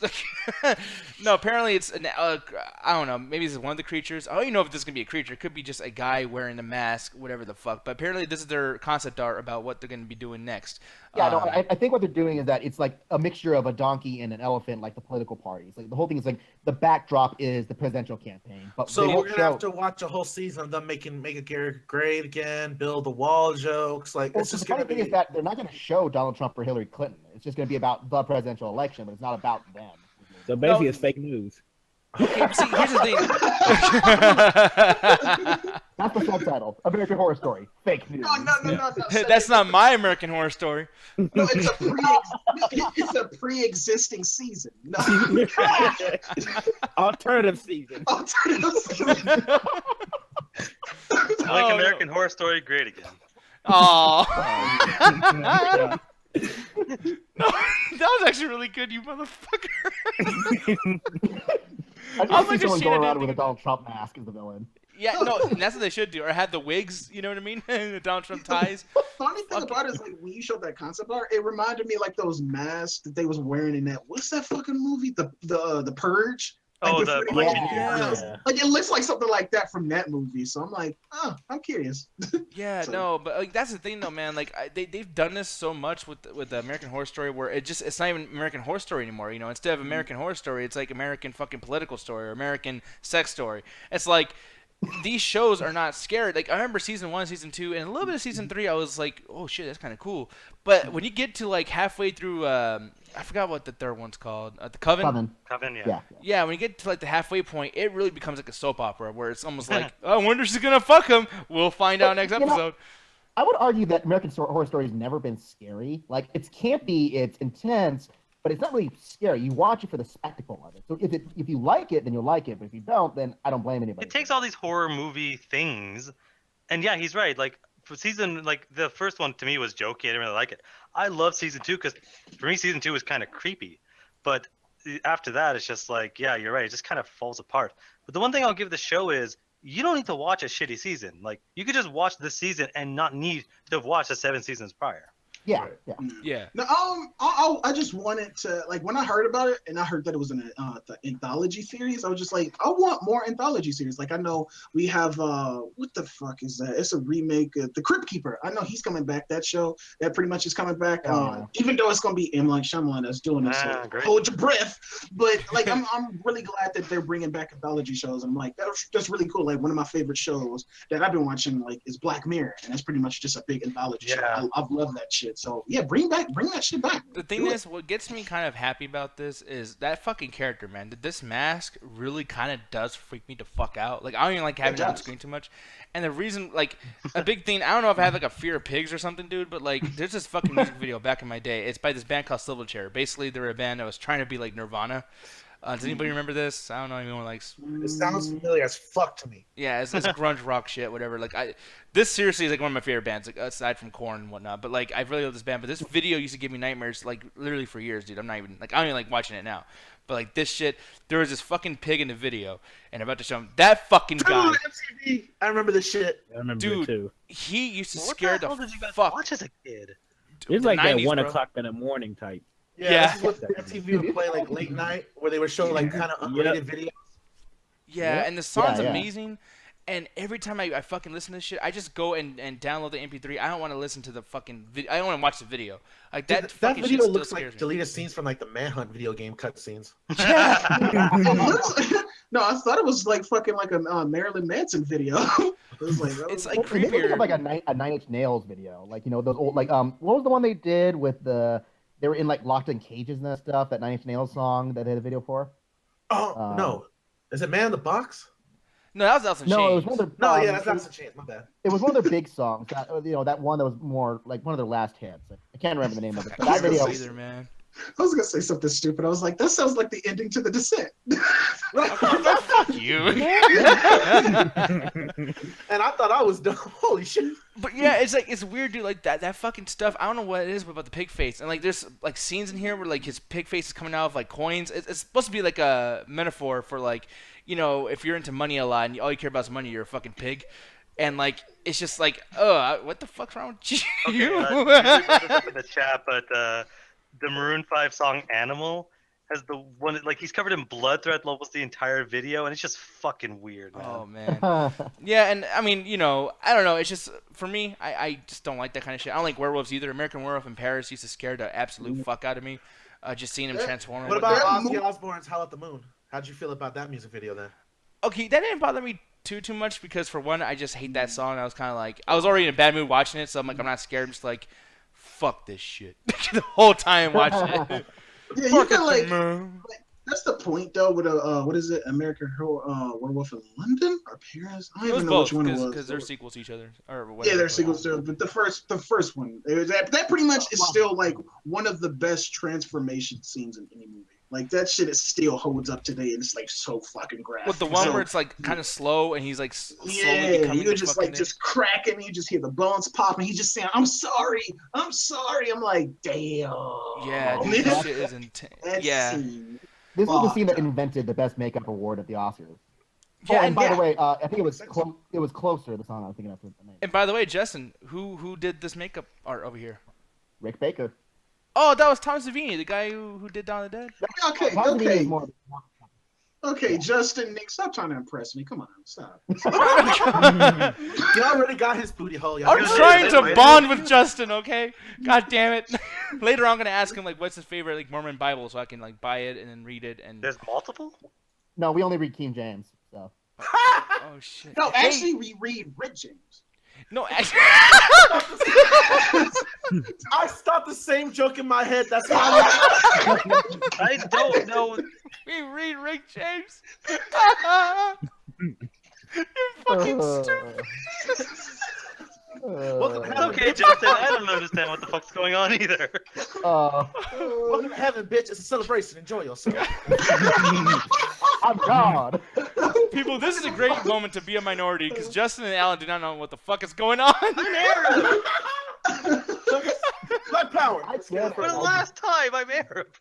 I get it. Just a minority. Hey, Julie. You're joining. Hey, Julie, how you doing? Oh my Dear Lord. Minority Hey. Report starring Justin Zarian. Oh, that's Maybe it'll be a good movie this It's time. on the MCA. no, man. But I don't know. Like you're right though, dude. That scene with the freaking you know, like he's naked. That's horrifying. Like it's fucking The great. only one, and I know this is kind of a tangent, Nick, you can move on here. Sure. The only werewolf scene that got somewhat close that I think is really impressive, and I think people should check it out.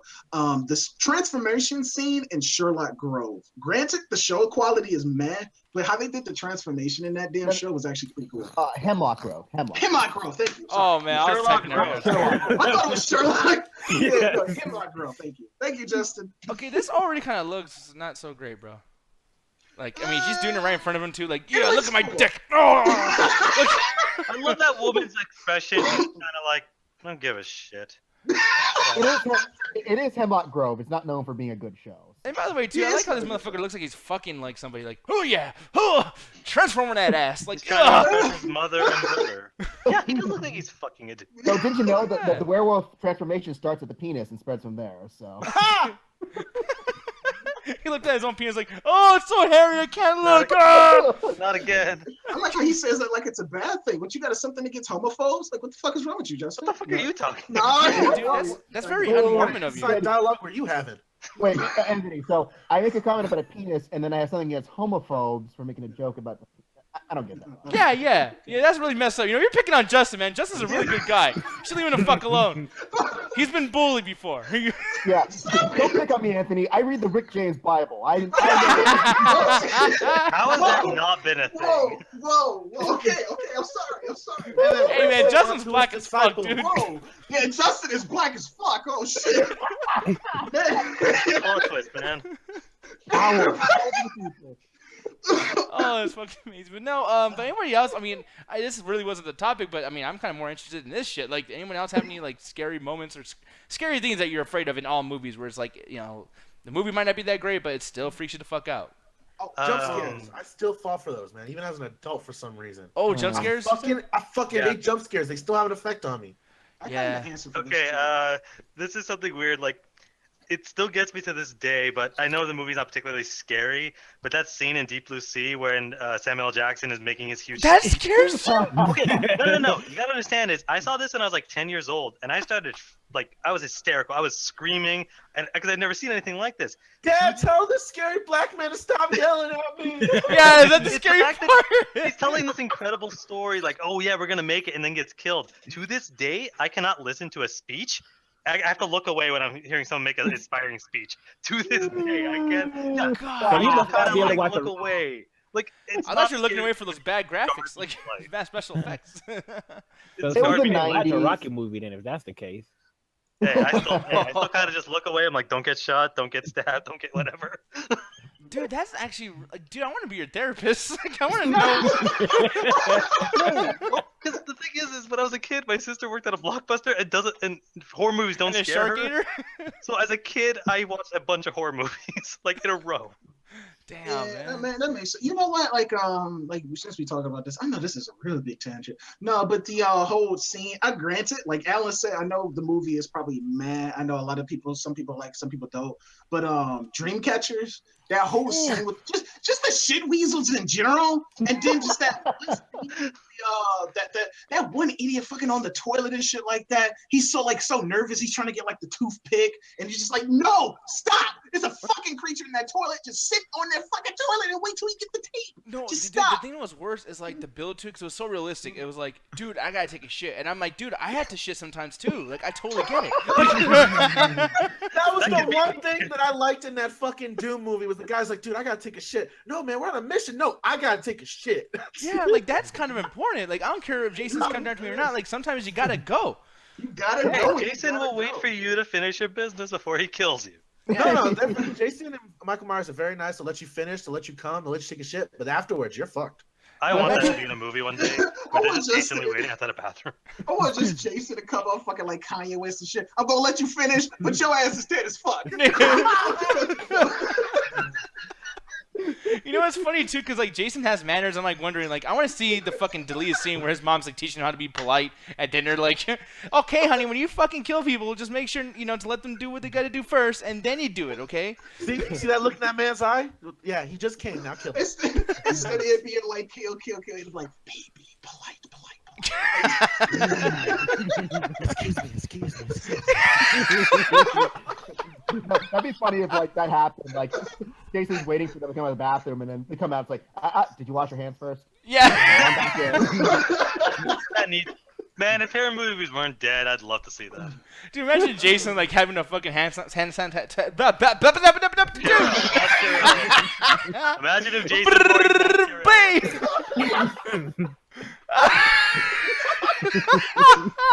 I feel like Anthony, you're my drum solo using the Nick drums. You don't like that?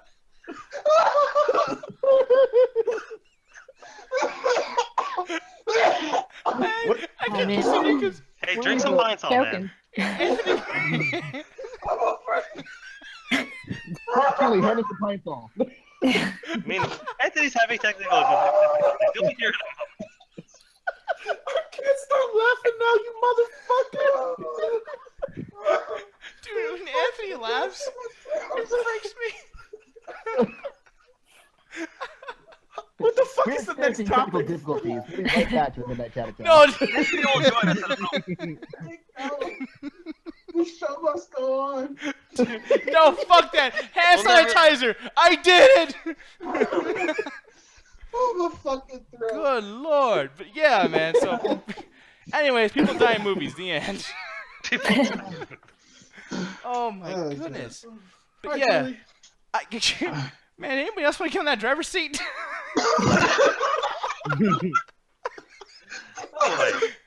I need a designated driver. No, but hey, people. But yeah, like this fucking thing's scary. The end. Oh yeah, we were talking about that. Of course, yeah. But I'm gonna bring up one thing that's gonna just kill my fucking happiness right now. But I'm really, really curious as to what you guys think about this because it's technically a reshoot. And I don't have no video here. But Star Wars 9, apparently they started over after Carrie Fisher's death, so obviously there's been some rewrites. What's everyone's thoughts on that? Because I feel like this being a reshoot because of her. Yeah. It happens. She probably had a decent role, and it's like, well, we're not going to do the whole CG thing because maybe her role was way too pivotal to actually do that, so we have to basically just redo the movie. Or people might like her estate, or people just because I know a lot of people are kind of like up in arms about it, which is kind of like I don't know what side I fall on, but they're like, yeah, you probably shouldn't do CG characters, you probably shouldn't shoot them because that's kind of disrespectful to the dead or whatever. So that you got that whole controversy going on too. So that's probably another reason why they don't want to do it. But like, of course, the reason why you specify. And like, this is probably it might make the story a little bit better. But like, since like she might die, like I don't know if they might kill her off screen on this movie that's coming up, the 8th one that's coming up, or they probably no. She already filmed all her scenes for this one coming out in I think December. They might just quietly write her out of the movie. Yeah, they might. Yeah, they might. It's Princess Leia. They gotta do something extravagant with her. Like it's gonna either be like they have the CGI for like, it's probably gonna be like a space battle where they kill her off, where you're gonna see her in like basically what they did with General Tarkin. They're gonna have a CG character for like probably 5 minutes of dialogue, and that's how they're gonna kill her off. But she's such a pivotal character. Like you have to mention that she's gone. Yeah, Like true. you can't just throw that under the rug. Yeah, she's Princess Leia for Christ's sake. So I like you how gotta- she's Yeah. like, "Aw, thank y'all." Like, I love you. yeah, but I mean, I miss I you don't. too, Carrie. What were you saying?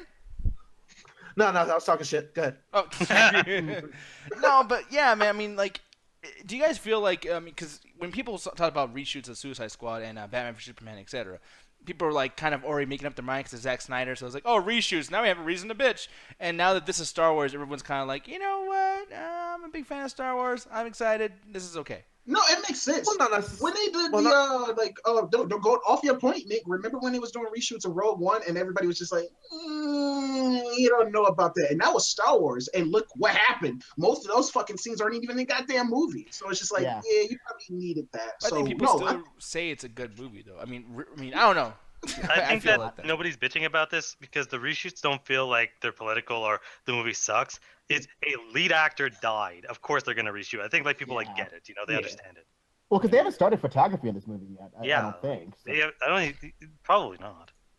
Yeah, No, I think what they're doing is they're just going back and redrafting the script a bit. I mean, that's also why they delayed it to May instead of December for that year. So. I wonder if Star Wars 8 is at this point. I wonder if it's done filming. What y'all think? Yeah, that's already No. finished. Mhm. Yeah. Okay, Yeah, I think so, they're just doing post-production now. So. There you go. okay, so that makes sense. Okay. Yeah, and Julie, I want to ask you, since you just came in, and you too, Cedric, since you're both are in here, what do you guys think about Star Wars in general? Are you a fan? Not really? Yes, What do you feel about it? I'm a fan. I recently watched like the first 3 movies like before The Force Awakens came out, which got me back into it because I'm honestly I was drained after the prequels, even though the soundtrack's amazing, but that's about it. Yeah. But I mean, plus two. Oh, go ahead. I'm not like alley level fan of Star Wars, but I do enjoy most of Star Wars stuff. Yeah, and the prequels, I love Darth Maul so much. Darth Maul is fucking awesome. No, Yep. Darth Maul is Duel pretty of Faith is good. And Chris Jamal in the chat, the L counter guy, he pretty much just said people have more faith in Disney, and I guess you're right. Like Nick, as you always bitch him on about Star Wars, but out of the newer movies, like granted, you might not like Rogue One, but you did like the main series. You like Force Awakens. Like I you said, love that Force fucking movie Awakens awesome. so much. Yeah. So I guess in that sense, I have a little bit more faith in them, and I hope they do well. You know, innocent or proven guilty. If that movie comes out and we notice the reshoots and we notice like some mistakes, then you know we a bitch and moan. We have the right to bitch and moan at that point. Now, you, Julie, do you like Star Wars? And on top of that, did you like Rogue One and Force Awakens? Yeah, I like Star Wars. I'm not a super fan of them, but I've seen them all, and I appreciate them. So, Yeah. but I couldn't like dive deep into. The discussion of it or anything. Yeah. Yeah, I mean, I know how you feel because for one, too, with Star Wars, especially like this new one, we don't know shit about it. So it's kind of like, yeah, I mean, what's Leia gonna do? They just changed her name. I like how they gave her a good cosmetic, upgrade. It's like when Naked Snake gets older in Metal Gear Solid 4. It's like, okay, she's old, but like, what did the character do? Oh, nothing. No. Doesn't matter. Sweet. No, this movie would be pretty much like Star Wars 8 would be the last Jedi, so this movie with her would be the last princess. So I guess it makes sense. Aw. If they call it that, that's gonna suck. That'd be fucking hilarious. I'm so for that. No. No. Star Wars Episode 9. This lead actor died. Like, that's Anthony's Wait, saying did you no, say like Star Wars they're episode putting die? the title card up right now. Like no. No. Yeah, don't do that. No, man, but no, I mean, I'm somewhat Do the Darth excited about it. Oh, wait, what'd you say, Justin? Oh, I'm just saying they do Darth Vader. No. No. Oh, that's another thing too. Like, okay, here's the thing. Me and Hovig talked about this. Hovig is the guy who does our MC Arena Hangout stuff with us all the time. Every Monday, Tuesday, Wednesday, Thursday, Saturdays, Friday. and Sundays. And made up days too. No, but the thing is, Hovig always says that he feels like the next Star Wars movie is going to have Darth Vader somehow. Like, just even if it's in the future and Darth Vader's already dead, there's going to be a new Darth Vader. Has anyone Time thought? travel. Say what? Time travel. Fuck it. Yeah, fuck yeah. No I'm more down for that. Vader. No more Darth Vader, please. Let him No, what's let him gonna rest. happen is they're gonna send robots to kill Anakin from the past, and No, they're gonna have to. Wait, so pretty much Terminator? Yeah. Anakin Connor, like. Hey, it works out because then you have what's her face, Natalie Portman, can reprise a role to save the kid. Everything fits, man. I'm with you, Nick. Like in a sense, fuck Darth Vader. Just leave him alone. Let him be. He had that badass action scene in Rogue One. Now you got Kylo Ren. Develop him. Make him the new badass Darth Vader or the new Sith Lord. Develop Kylo Ren without Darth Vader because a lot of the stuff that he's doing is based off of Darth Vader's ideology and his way of life. But he already Darth did Vader more. in the film. Like he already did more. Like you said, like look at the fucking original series compared to this. Granted, technical limitations, but Darth Vader blew up one planet, and he technically did do it. Kylo Ren blew up planets. See, here's the thing: Darth Vader. He didn't technically do it either. If you think about it, it was still the general who ordered that attack. I'm just wondering, we should have like a hand counter for both villains. Like, who has more hands that've been chopped off throughout the series? Like, you know what I mean? So Like, far, Darth Vader's winning because it didn't happen twice. yeah. 3 times. Yeah. Are we counting all limbs? Because he's had almost all of his limbs destroyed. Yeah, pretty much. That was the 3rd time. Kylo Ren he's good so far. He hasn't lost any limbs yet. Okay, you know what? Hey, I don't want his to. hand. I don't want to just keep complaining about Rogue One, but I actually just did catch A New Hope on TV earlier today. I mean, one, I love that movie still, but two, it makes the ending of Rogue One kind of stupid when they're talking to Captain Antilles and like, oh, we're just a simple trade, vessel. We're here on a diplomatic mission. It's like, wait, Rogue One just showed that you guys were literally just coming out of a hyperspace jump from a humongous battle sequence. So, do you think that Darth Vader's going to believe you? He's like, oh no, we're just a trade convoy. We're not doing anything suspicious. Hey, Darth Vader can't actually see out of his helmet, so they can say whatever they want, man. I guess. I don't know. I have a bad feeling that Darth Vader's gonna come back in either the next one or the last one, and he's gonna have like a flashback sequence where he's talking to Kylo Ren, telling him, "Hey, no, don't do it. This is not the way." He They can force That's- ghost this easily. That's the thing, though. Like they kind of have to, because the way the Star Wars universe and the kind of the story is built is you kind of need those flashback characters. Like saying like, "Oh, Ren's not gonna. I hope Rey never runs into fucking Yoda." You already know she's gonna either hear his voice or something. Dude, I want to see one of the Yoda. things within the Well, series. that's the thing. They can easily do the force ghost thing. And, Have it that- so that she's praying and meditating. When she's being trained by Rocky in the next one, and just kind of have them show up. Why did I get this like picture when you said that, Cedric? You said like Darth Vader talking to Kylo Ren. Why did I get this image of like how Kendrick Lamar is talking to Tupac in the To Pimp a Butterfly album? Like just talking some shit like, no, this is not how you do it. Like this is how this is. I really don't want them to do that shit. Just leave. Like those characters are dead. They're gone. Leave them the fucking alone. Start your own universe. Look, I'm not even a think Star they're Wars gonna do fan, but I cannot believe we just fucking made a reference to goddamn Kendrick Lamar and Darth Vader. Like, to be honest, man, Yeah. fuck you. I guess all I gotta say about that is, Damn. I knew that was coming, but I knew I couldn't stop you. Hey, Cedric, be humble. Be humble. Sit down, bitch. Sit down. Be humble. Oh man, fuck that shit. Fuck that album, by the way. I listened to most of it. Nick, as someone who likes Kendrick Lamar, that album was some bullshit. Oh, Hey, to be fuck fair, it was yeah. properly named. Yeah, I was Oh, like, yeah. damn. And I like how they put so much effort into it, where it's really just like someone got Arial, the font, and then put like red, damn. Like, Her name is not Ariel. It's Helvetica. No, Guys, he just wanted to spend like $30 on the Photoshop job. Don't blame the man for being cheap. yeah, I like Chris, Nah, like, not cheap, man, smart. stop. Okay, to be honest with you, what was the last creative album cover from the last like 10 years? Like, Corn, seriously. literally like 4 months This ago was Randy motherfucker. Stuff. I'm insane. I really, one of these days, I want to make a bingo card for this show. Just see how many references we can get to. We can just have the audience play along. Yeah, okay, Man, so, what do you think I was gonna say, Anthony, you motherfucker? Bruh. anytime Nick says corn, anytime that Anthony says time splitters, and then Y'all motherfuckers be dead if y'all turn that into a drink game. Don't do it. yeah, I know, every time Kendrick Lamar is talked about We can do.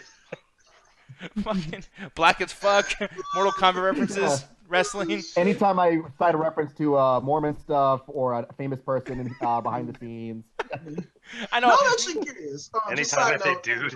just a side note, like we can move on to this. Probably flex and chill, probably. But I'm really curious. Like prove me wrong. Like post like the last creative album cover from the last 10 years. Please post that shit in the chat because I'm curious. Yeah. I haven't seen one. Okay, well, what's the last one? Let me ask you that really quick. What's your last one that you thought was pretty cool? Oh, the last one I thought was semi-creative, and it's not really too creative, but it was the one for Rihanna's Anti, how she pretty much had the entire album like in Braille, and it was like a poem and shit like that. And it was like, I think it was like one of her baby pictures or shit like that. And granted, like I said, that's not really all that creative compared to like an album like this one? style. But no, like, okay, from that, it was another one. It was like the one up the top, at the top left corner. It was that one. Granted, when you look at it, it's like, meh, whatever. But the actual physical album is in Braille. And it's just like, I guess, like the album layers and shit like that. I thought that was actually kind of pretty cool. But like I said, that's not the most creative I see. Is it as cool as this one? Okay, well, I want to fucking. I'm not trying to make tea. Yeah, Like- American Horror Story season 7 looks great. Oh, fuck you! God. Okay, I see. Okay, I see you, Nick. I see you. Okay, Yeah. that's actually kind of cool. Okay, I see it. Yeah, bitch. No, and then I don't know if this is actually a thing, but now you said motherfucking Logic. So what do you think about that one? Man, that is just a fucking parody of The Last Supper. Get out of here. I've seen so many rappers do that shit. It's not even fucking entertaining anymore. You know what? You actually have a point. Yeah, I've just seen that so many fucking times. So yeah, you actually got a point. Yeah, but you know people keep posting them though, because dude, that's a really good question, Anthony. Like I fucking love that. Boom. Yeah, boom shakalaka. You know what else? Yes. You know what else is boom shakalaka, man? What? Flex and chill. Oh, he's about to go somewhere else. Oh, never mind. He's back. I almost died. So, anyways, it's Flex and Chill. Y'all know what it is. We talk about fucking movies that we've been watching streaming wise, etc. Hulu, Amazon Instant Video, ChocolateMilk, fucking .com, .org, .gov. Holy shit, Anthony, what you been watching? Oh yeah, no, I've been watching some shit. Like to reiterate. Wait, is it shit?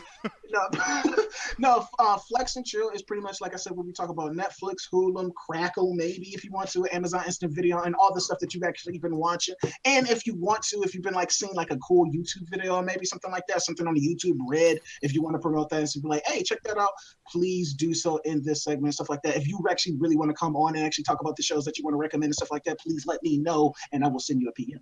Oh yeah. So okay. You and Julie's like, that was some weird shit. Well done. Yeah. And just to start off, just to kick us off, I'll actually go first and stuff like that because I actually finally seen Get Out. And get out of here. Get out of here. The funny thing about it is like this movie is way smarter than it needs to be. And I'm like, this is actually kind of like weird because I'm seeing like this guy, like I'm a big fan of Matt TV and Matt TV back in the days, and just seeing this guy on Matt TV, then him doing Key and Peele, him doing all those crazy shorts. And granted, some of those shorts were pretty clever and funny, but then you see him do movies like Key with the other guy, and I'm just like, you come over to Get Out, and it's just like, how long you been sitting on this idea? And dude, you seem really far more intelligent than you let on. I'm like, God damn. Like, and granted, like, I don't know. It could probably be case by case. For a movie like, with this caliber, like most people might not see it that smart. But it's a lot of references in here, like hidden references and hidden details that actually be like, that actually had like a lot. Like it's this one instance with this like Fruit Loops where pretty much this girl is like eating cereal without the milk, and the milk is aside. And apparently, I guess that's like a reference to she's separating the colors from the whites. It's like shit like that in the whole movie, shit like that. But I would say, definitely check it out. Like everybody's been praised this movie. Everybody always said that Get Out is actually a really good movie, and I really recommend checking it out too. Like I would totally give it a full price. It's way smarter than it needs to be. And it does the whole political statement of like African Americans in this country. It does that without being too heavy-handed. But it does it in a nice satire and clever manner where you're like, after you leave this movie, it made me think. It was just like, granted, it got really violent near the end, which I was just like, that's kind of weird. But it was still a good message. And I'm just like, it made me think about it. And I like the whole ending too, how it pretty much gets, like, this is a little bit of a spoiler, but it's just like when the car comes up and it's a police car and you think like it's going to be a Caucasian man that comes out the car and you like, this main character is fucked right now. But it's just like his friend that comes out the car and you just like, damn, they actually kind of like bait and switched you on that. But yeah, I really highly recommend this movie. And yeah, it's really good. And I didn't get to check out Logan. I was actually trying to get to check out Logan before this. But I saw the anime School Days. And for anime fans, y'all probably just groaning right now for me just saying School Days. You went, why the fuck did you check out that anime? But just pretty like that makes sense. Pretty much, Look at this shit. but pretty much that see this and this anime. Let me say this. This That anime man was a pimp, Anthony. Fuck this anime. This anime literally pissed me the fuck off. Because it starts with this whole romantic story of this boy like girl story, you know, that whole romantic story, slice of life. But then it just turns like the main character just turns into the biggest fucking dickhead, where he pretty much just fucks all the girls in the school, and the characters, the girls, they're written in a sense where they don't do shit that's logical. It's just like, why are you fucking this guy that's not even this great? Plus, what? Anthony, don't hate the player. Hate the game, bro. No, they literally, this anime literally makes women's look like fucking stupid. Like, really? No, literally. Oh. Like, wait, you're telling me an anime is disrespecting women? I know if you know. Oh no, I got something for your ass. I got something. Yeah, really. Like, I got an something anime not portraying women properly. No say. Hey, Anthony. I'm sorry, I got a cold. Anthony, does this look familiar to you at all? Look at the screen. Look at the screen. Look at the screen, Anthony. Look at the screen. Look at the screen. Look at the screen. God, he just saw Get Out, so he's in the second place. Yeah. No. Anthony, but is this insulting at all to women? Like the other fucking thing, you fake motherfucker. Fucking shit. No, did not admit it. I said no. That's the thing about anime. Y'all like putting this like the stigma on it. That's anime now. It did not used to be that way. Like we actually watched some anime night this week, like some older animes from Anime Guy Night Studio Spotlight. Thank you for everybody that joined that, by the way. And anime back in the day is completely fucking different. Oh, like, really? Because Concha, do you remember back in the is. 90s where we would watch Pokemon and they try to make us want to fuck an 11-year-old Misty? Oh no, the creator even come out and says the reason that he has new girls every new series or season. Pokemon, and it's for kids, Anthony, and it was back in the 90s, and it was still sexual and fucking misogynist as shit. I blame y'all perverted asses. But Justin, you can even back me up on this. The anime we watched, the girl was not overly sexualized in any way, shape, or form. Like she was actually like a legit character.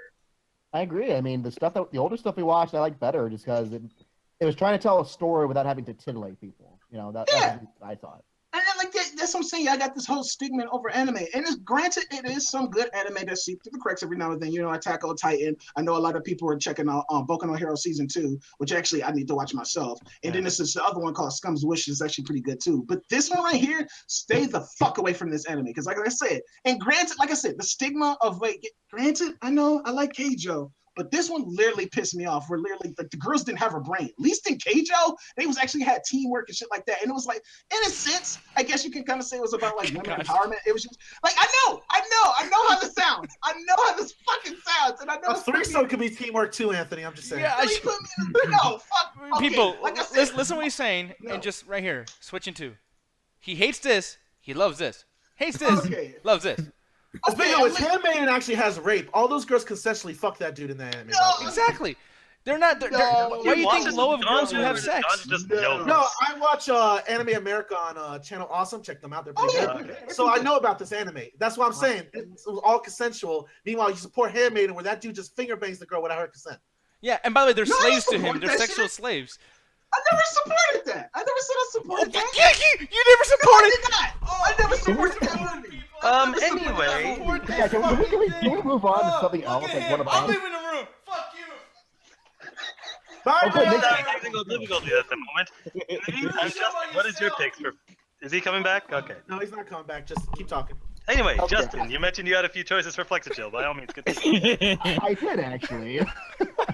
So, I mean, first of all, I just binged through Yu-Gi-Oh! Abridged on YouTube, and that was interesting. But anyways, aside from that, the main thing I wanted to talk about this week, I've been catching up on Better Call Saul, so I can't really report on that until I get further in. It's still a great show if anyone hasn't watched it. I heard that's getting really good, by the way. Nice. No, I hear that too, so I can't wait to get to season 3. I'm like almost done with season 2. But the one that got me this week, we watched it for my TV history class, and it was my professor's top pick for the best show of the last TV season, and that was 2 episodes of Atlanta. With Danny Donald Glover. And I tried watching the show, like the first episode, like the first few minutes or whatever, and I just couldn't dive into it. So it was nice to watch it in an environment where it's like I got the context of what the show's about, because it is a strange show. It's very freeform, loosey-goosey. It's borderline not a comedy, except it's got funny moments in it. It's funny because of itself, not because of jokes. but gosh dang, that show is so good. It's really, really good. I mean, Donald. I keep on saying Danny Glover. I know Donald Glover. Yes, that's the right name. He's really great in it. The woman who plays his girlfriend, the on-off girlfriend, Zazie Beetz, I think her name is. She's awesome. I think she's fantastic. And she has really smelly armpits, by the way. Apparently. No, but the one that won me over, the episode that won me completely, where I need to go back and watch the rest of the season.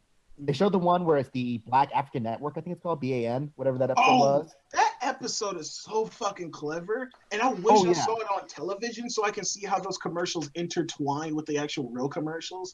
That's so clever.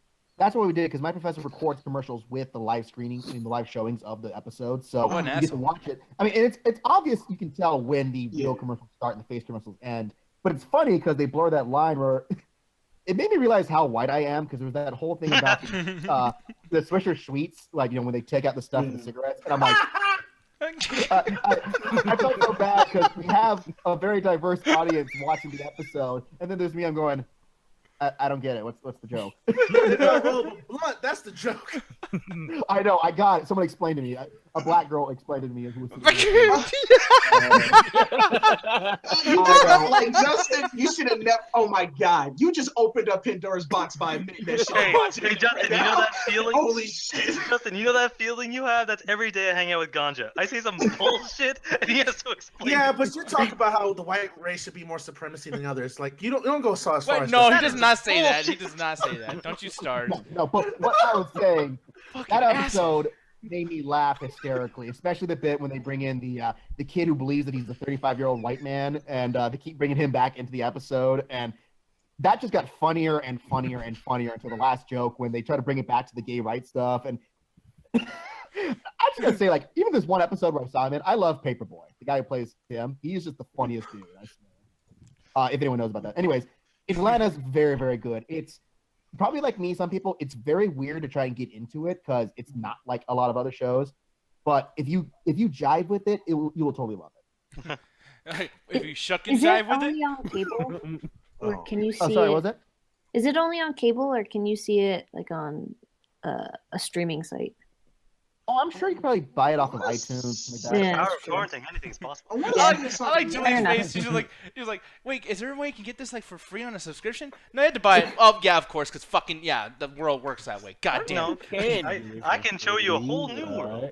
Magic carpet with his monkey up. No, you know how Ganja is the weed guy, and like that's what he offers to people? Me and Alan know something else about files on the internet. They got them dang torrents. Don't say it out loud, you motherfucker. I said it like 3 times.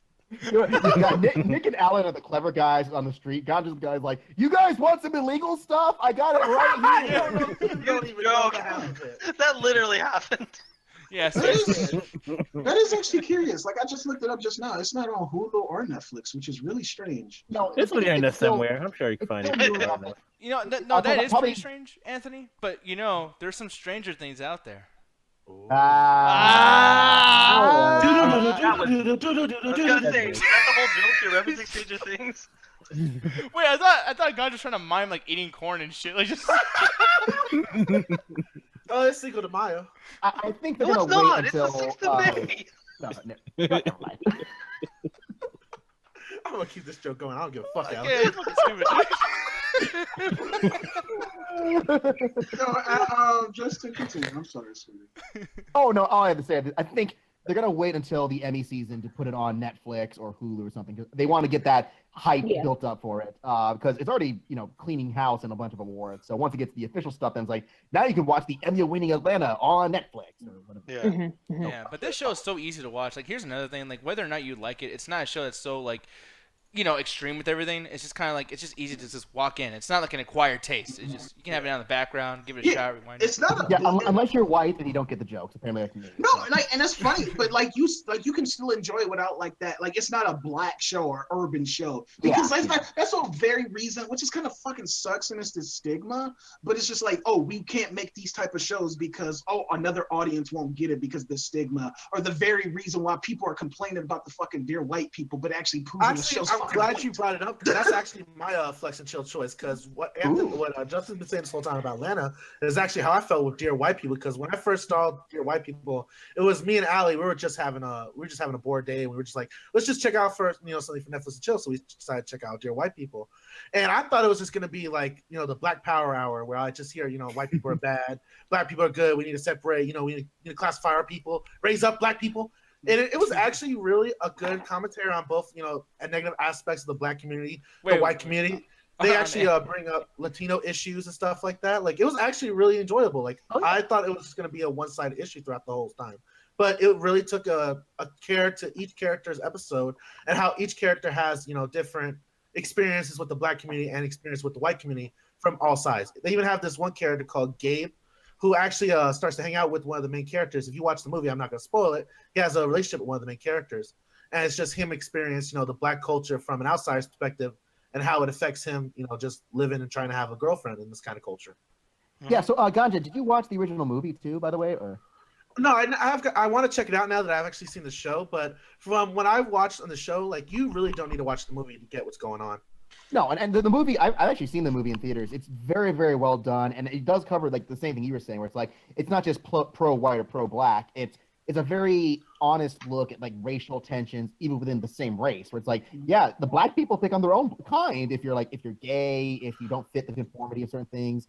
So it's really interesting to see it done in a way that one of the characters actually has a storyline about that, how now that being as black is cool, she remembers when she used to get bullied as a kid back in elementary school and middle school, how because she was darker than everybody else in the class, she used to get bullied because she was darker and called less ugly. So she even mentions how there's a switch around now that light-skinned people are getting bullied, where black people, darker-skinned people are now considered prettier African in that kind of setting. Yeah, and I'm glad that it shows like this to do that, because you got so many people on both sides, like, African Americans that say, oh yeah, all Caucasians is bad, and then you got Caucasians saying all black people are bad. It's like, no, this show points out that y'all both fucking stupid. Exactly. It actually touches on like the biggest issue it talks about is how the ones who suffer most are actually kind of like the poor kids that come from middle class areas, because the ones that are like have rich backgrounds, stuff like that, they're the ones that actually have a lot of stuff that are invested into like kind of keeping the school, like the racial stuff in the school going, because they want to get accolades out of that. So it shows there's the other side of people that have, greed and need to take over that part of the community so they can get, kind of exploit it and get some money out of it. Yeah, because they actually touch on that. That's the battle that's only going to matter. It's not going to be white, Mexican, black, or like anything. It's going to be rich versus poor. So that's the only battle that's going to matter. So. Yeah. Now, Ganja, I see you watched this other thing over here. It's called the Julian Hemmendinger film. All right, this I discovered late night. I was just trying to find something to watch on Netflix, something just put on to go to sleep. And this is apparently called it's moving art. And basically what it is a high definition camera. The guy went around filming all these beautiful natural scenes, on the wild, the ocean, the forest, desert. And they have these great like kind of solace music to the background. I enjoyed it, man. I fell asleep to it. It was very calming. Like, it's about I can see you put it on in the background just when you want to wait, this is just any video that you see at one of those like those restaurants with the calming screen in the background. It's a screensaver. Pretty much. Yeah, all I'll say, man, is like this is what it feels like to taste 5 gum. Apparently, it's quite boring. No, this is actually, guys, I'm really glad that you actually recommended this to me before the show and stuff like that, because I totally listen to shit like this. Like, I listen to waterfalls before I go to sleep just to calm my thoughts and shit like that, because endless thoughts of destroying the fucking world. But it calms me down and shit like that. I get some sleep. Like, plus it goes into the whole thing of like ASMR and stuff like that, listen to people whispering, waterfalls, rain noises. And I really recommend that to anybody else that's just like because I know a lot of people in our community has depression and shit like that, and they can't really calm their thoughts down before they go to sleep because they have insomniac or shit like that. I really recommend y'all doing this if y'all have that type of problem, because it really it helps me. I think it helps Ganja. I would believe so, Ganja, right? Like it helps you. You actually got me in the air, I'm sorry, because of that. Yeah, exactly. So I would really recommend it to everybody to actually use. I know it'd be a little bit weird. Like, if you don't like all the whispering shit and them licking in your ear and the headphones, that shit is kind of strange. Yeah, but just listen to the waterfalls and the rain noises. It can calm you down and relax your thoughts right before you go to sleep. Okay, now I'm going to tell you as a just to be diverse in this whole situation, Anthony, because he made me listen to this show. There's an anime girl going, hey, Like I for said, it's fucking some weird shit. Thank God 5 he knows hours. better not to send me that kind of shit, because that would just turn me off to the whole genre. No, and here's the thing that fucking sucks is that he did that shit. No, and literally, okay, just listen here, you motherfucker, because I hate this shit. All right, I'm trying to be nice, but now I can't be diplomatic because I gotta talk shit. That fucking thing's weird. All right, the thing she's making noise like surround sound, and she's like behind her ear going, like moving her tongue and shit. It's fucking creepy. Yeah. Like, I want to hear how my balls sound when someone's licking them, okay? Like, I fucking just weird. Okay, I will fucking punch you if you keep doing it. I did it just for you, baby. Oh, No, Skull, you joke, but I've done that before. Thank you. That's What, funny. you gagged on a dick? No, what? And what's so wrong about that? You homophobic, gotcha? What the fuck is wrong with you? Yeah, man. Oh, that's Yeah, not queer progressive. lives do not matter. Oh, what the fuck, man? That's wrong. They don't matter as much. Oh, I'm making Oh a my joke God. now. It's fucked up. No, and thank you, Darius, in the chat. He said ASMR is great. And like I said, like on the weirdest side, yeah, don't listen to that shit. I just did this shit to fuck with you, nigga, because you was just discounting. Fuck? No, because you was just discounting your bitch ass always discounting something. So I'm just like, you know what? I'll do this just to fuck with him. And people, he literally told me he recommends that to me, and then now I'm finding out it's a fucking joke. Made me sit through that shit. You know, I kept thinking about it when I went to sleep. Yep. It's fucking weird. I couldn't sleep all Like, night. no, like if I would have told you listen to some waterfalls and relax you, would you would have listened to me anyway, Nick? Yeah, what? I would have listened to TLC No, Waterfalls. I love that song. Yeah, that's exactly what I was thinking. Just Waterfall. Stick to the rivers and the lakes that you're used to. I know that song. It's a damn shame. Yeah. Man, someone had VH1. You bet your ass I did. Fuck Pop yeah, up man. videos. Pop up video. Yeah, there we go. But no, anyways, he's weird. Hey, Gon, what else you watch, man? No, what about Alan? I thought Alan. Oh, Alan, look at that red shirt, flex and chill style. Yes. I got a couple of things. I guess the first thing, just to get it out of the way, is I finally got a chance to see the Power Rangers movie earlier this week, and it was not. See, it's funny because I wanted an objective piece of crap like Battleship, so I could laugh my ass off and love forever, and I didn't get that. I actually got a half decent, really enjoyable movie, Oh, no. which is actually the complete surprise of what I expected. I thought this movie was gonna suck. Yes, The fuck are they posting in the chat? Oh no! Man, fuck you, Dijon. Anyway, I didn't because I expected it to be bad acting, bad CG, bad everything. But the funny thing in the movie is I didn't expect them to spend so much time developing the characters. There's almost no action in this movie until the end. But throughout the entire movie, it's developing like who all these people are, their backgrounds, why are they all screw ups, how do they all kind of meet up. And one of my favorite things ever is the training montage. They do a lot of training in this movie because they don't get their power. Like they get some strength, but they don't really know what they're doing until near the end of the movie. And I like that because they train, they take the time to learn all these moves, to learn how to be Power Rangers and all that stuff. Like that scene in the trailer when they get their they get their suits, does not happen until near the end of the movie. And that's something I really actually enjoyed in this movie, is it took its time with developing these characters. Yeah, dude, I'm kind of upset. Why? I know. I mean, here's the thing too, though. I will say you defended me with Transformers and whatnot. You know what I mean? Like, but it's just like, dude, like you sold it as like, there's no action in the beginning. Like, what the fuck? There's no action in the beginning. That's the thing. What I liked about it is it didn't feel the need like, oh, we got to do some action. Okay, blow this shit up. It's like, the opening, it focused on the Power Rangers, which is something you don't really get in the Transformers movie. Transformers movie, it's like, oh, hey, let's blow this thing up because it kind of looks cool. And hey, look at this Transformer that you might remember. But with this, it's like the Power Rangers has always been the focus. Now the actors in this movie aren't particularly good, but I like that they took their time and said, you know what, let's focus on these people as people so that when the action does happen, you get to kind of see the camaraderie. Like a lot of some of the problems with those ensemble casts is people say that they become friends too much. And with this movie, it's like they don't become friends till near the end, but after they've already been through so much. And I like that because they take so much time with this movie, which is something I didn't expect. Like that scene is the end of the movie. Like that stuff in the trailer is the end of the movie, but it feels earned.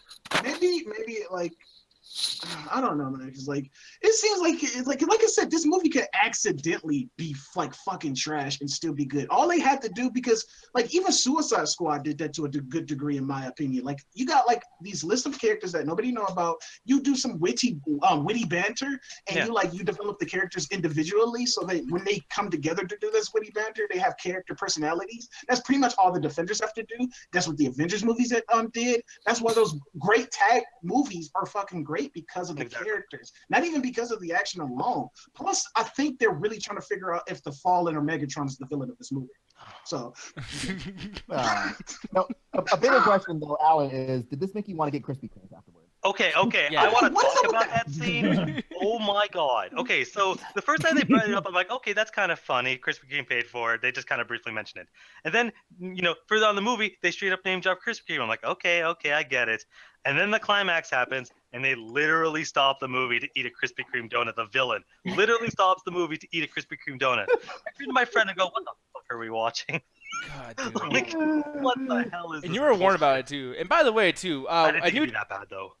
Wait, it wasn't that bad as what other people were saying? No, I didn't think, like, people warned me that it was bad, but I didn't think it was that bad. Oh. That is the worst product placement of all time. But I want to say, I'm going to steal something Anthony says. Well, we have a new challenger. Bad pictures! Live from her couch. No, quick, Allie, tell us about Guardians of the Galaxy 2. Yes, so I just came back from Guardians of the Galaxy, and it was shitty. It was fun. But it wasn't really, there wasn't a lot of substance. I feel like there was some sort of substance in the first one. This one was just like, hey guys, let's have a joke here and a joke there and a joke here and a joke there and here. Hey, look, isn't this funny? Isn't this funny? Isn't that funny? Isn't this funny? Isn't that funny? The Age of Ultron. But it's better than Age of Ultron. Okay. I had a lot more fun. Like, if it still felt fresh. It wasn't like, okay, I felt like I've seen this joke in the first Avengers. Like this felt like, okay, the jokes are kind of new. They're actually really genuinely funny. I mean, not to say that the jokes in Ultron weren't funny, but it's just like, I feel like it's just like a recycled jokes, kind of like Joss Whedon type jokes. That's like, I don't know, they're quirky, quippy, like I don't know. Yeah, but does this feel like a highlight reel? Basically, it's like. Yeah, like this one though is like like it's almost. I'm really honestly agree with Double Toasted review of it.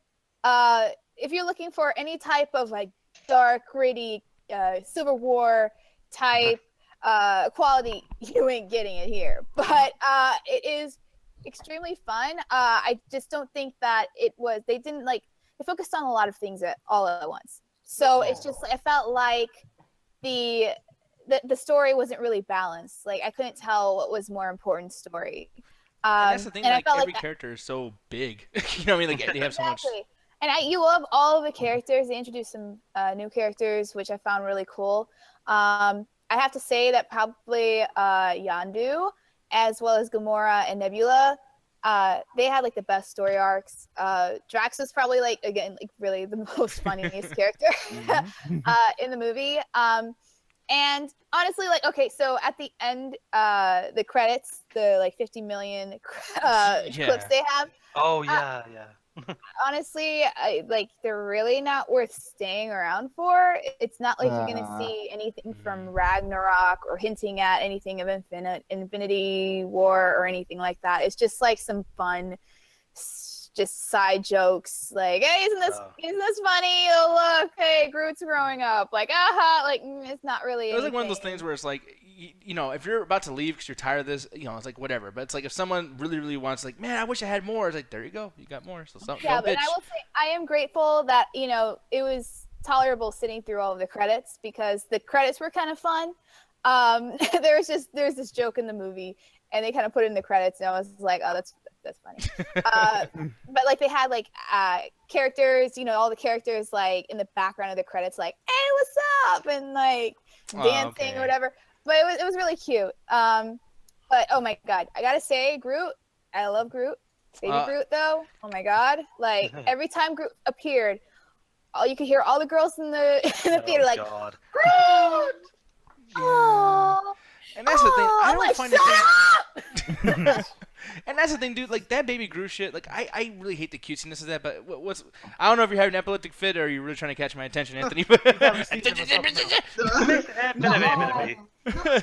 It's kind of really unfortunate that Ali says that too, because I was getting that vibe from the trailer itself that it was trying to be too much like the first one in terms of comedy and stuff like that. Oh, we gotta make jokes because that was the surprise with Guardians of the Galaxy 1, that it was kind of accidentally funny when he came out the thing. It was just like, that was a lot more clever than I thought it would be. Like, and it had like these cast of characters that you didn't even know about. So it seems like, when they was making Guardians of the Galaxy 2, it was just like, we got to be what the first one was instead of trying something totally different. And exactly. And there was just like no real inspiration or no real clear like thing that they were going for. It was more like, well, we got to make a second movie, so do this. Like they kept going between different villains. I'm like, which one's the main villain? I don't know. You're probably to make up for the fact that they probably knew like people don't like Marvel villains. Usually they're all bad. We so had like, you know 8 Marvel villains and they're all slightly good. It means it's one good villain like together. There you go. Like, that's what I feel. Say this one's memorable. I mean, like the several villains they have in this movie. Not really. Wait, even with a bunch of them? Yeah, I mean, like they were not as wooden as some other Marvel villains. I found them much more entertaining to watch. But I really don't know if down the line, what's your favorite Marvel villain, if I'm going to say any of these characters from Guardians of the Galaxy 2. Yeah, no, it sounds like the things you're saying, Ali, are kind of similar to what one of my friends who just saw the movie said, because he was a little bit more negative than you, but he said, like, yeah, it's a funny movie, it's entertaining, but, you know, it's like you said, everything you saw in the first movie, it's that times like 5. You know, just like, oh yeah, here's more scenes of Groot doing funny stuff because everyone loves Groot. Here's more scenes of candy-coated visuals because everyone loves it. It's like a giant overstuffed bag of Skittles. Oh, it is, definitely. Skittles! When they said it was like Skittles, they weren't kidding. It is so colorful, it's ridiculous. So I'm like, Ray in the background somewhere? Ray will love it. Yeah. It's like one of those gumball machine things. Like that's how colorful it is. I don't know, man. I still want to see it. I know she's like talking like bad about it and everything. I know like Justin, your friends said they didn't like it, but like honestly, dude, like I just want to have a good time. I'm so sick of trying to take this shit seriously. No, and this is for the comic book fan that's like, I don't want no Batman v Superman so like serious, so brutal or whatever. Like this is for someone like you, Nick, that's like, I want to just have fun. I want to laugh. I don't want anything too crazy, like emotional. Even though there's some emotional parts, but it's nothing that's gonna like, oh my god, I want to kill myself out there. Like no, it's really fun. So it's for people who really just want to sit back, relax, and just like have a nice popcorn flick to look at. And it's definitely worth seeing in IMAX. They show a lot of scenes in IMAX too. The 3D converted. They're not terrible. But it's not anything like Avatar or any other really great 3D movie that's come out in the theaters. So IMAX is definitely worth it. Yeah, why do they keep those machines are expensive. They got to pay for them somehow. More money. It's more money. It's a gimmick. That's it's like, no, 90s is gonna kill me if I say it's like. Oh, you're right. Say it. But see, the thing is, Ali, you're saying like it was fun. You know what wasn't fun though? And I'm sorry, I'm not trying to make this another Handmaiden thing. I already freaked out today. Here we go. Ghost in the Shell. Alan, you motherfucker! Why are you blaming him, huh? Why are you blaming him? I want to point out this was not my fault. It was not his fault, okay? I heard from him. He told me, like, oh, I'm about to watch Ghost in the Shell. Oh, I really want to watch that. How about we watch it all together?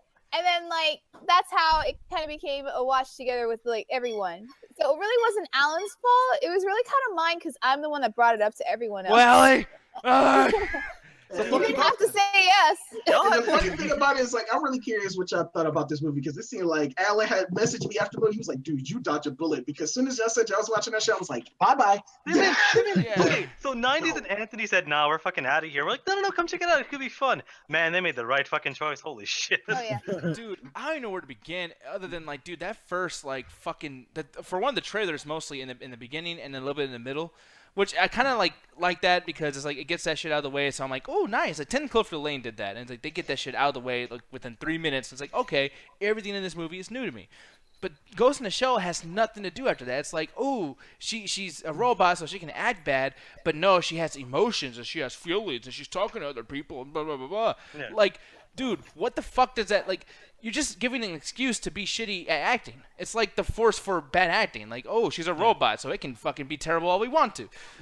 Like, I mean, was there a part in here, Alan, that you were kind of like getting into this at all while I was bitching?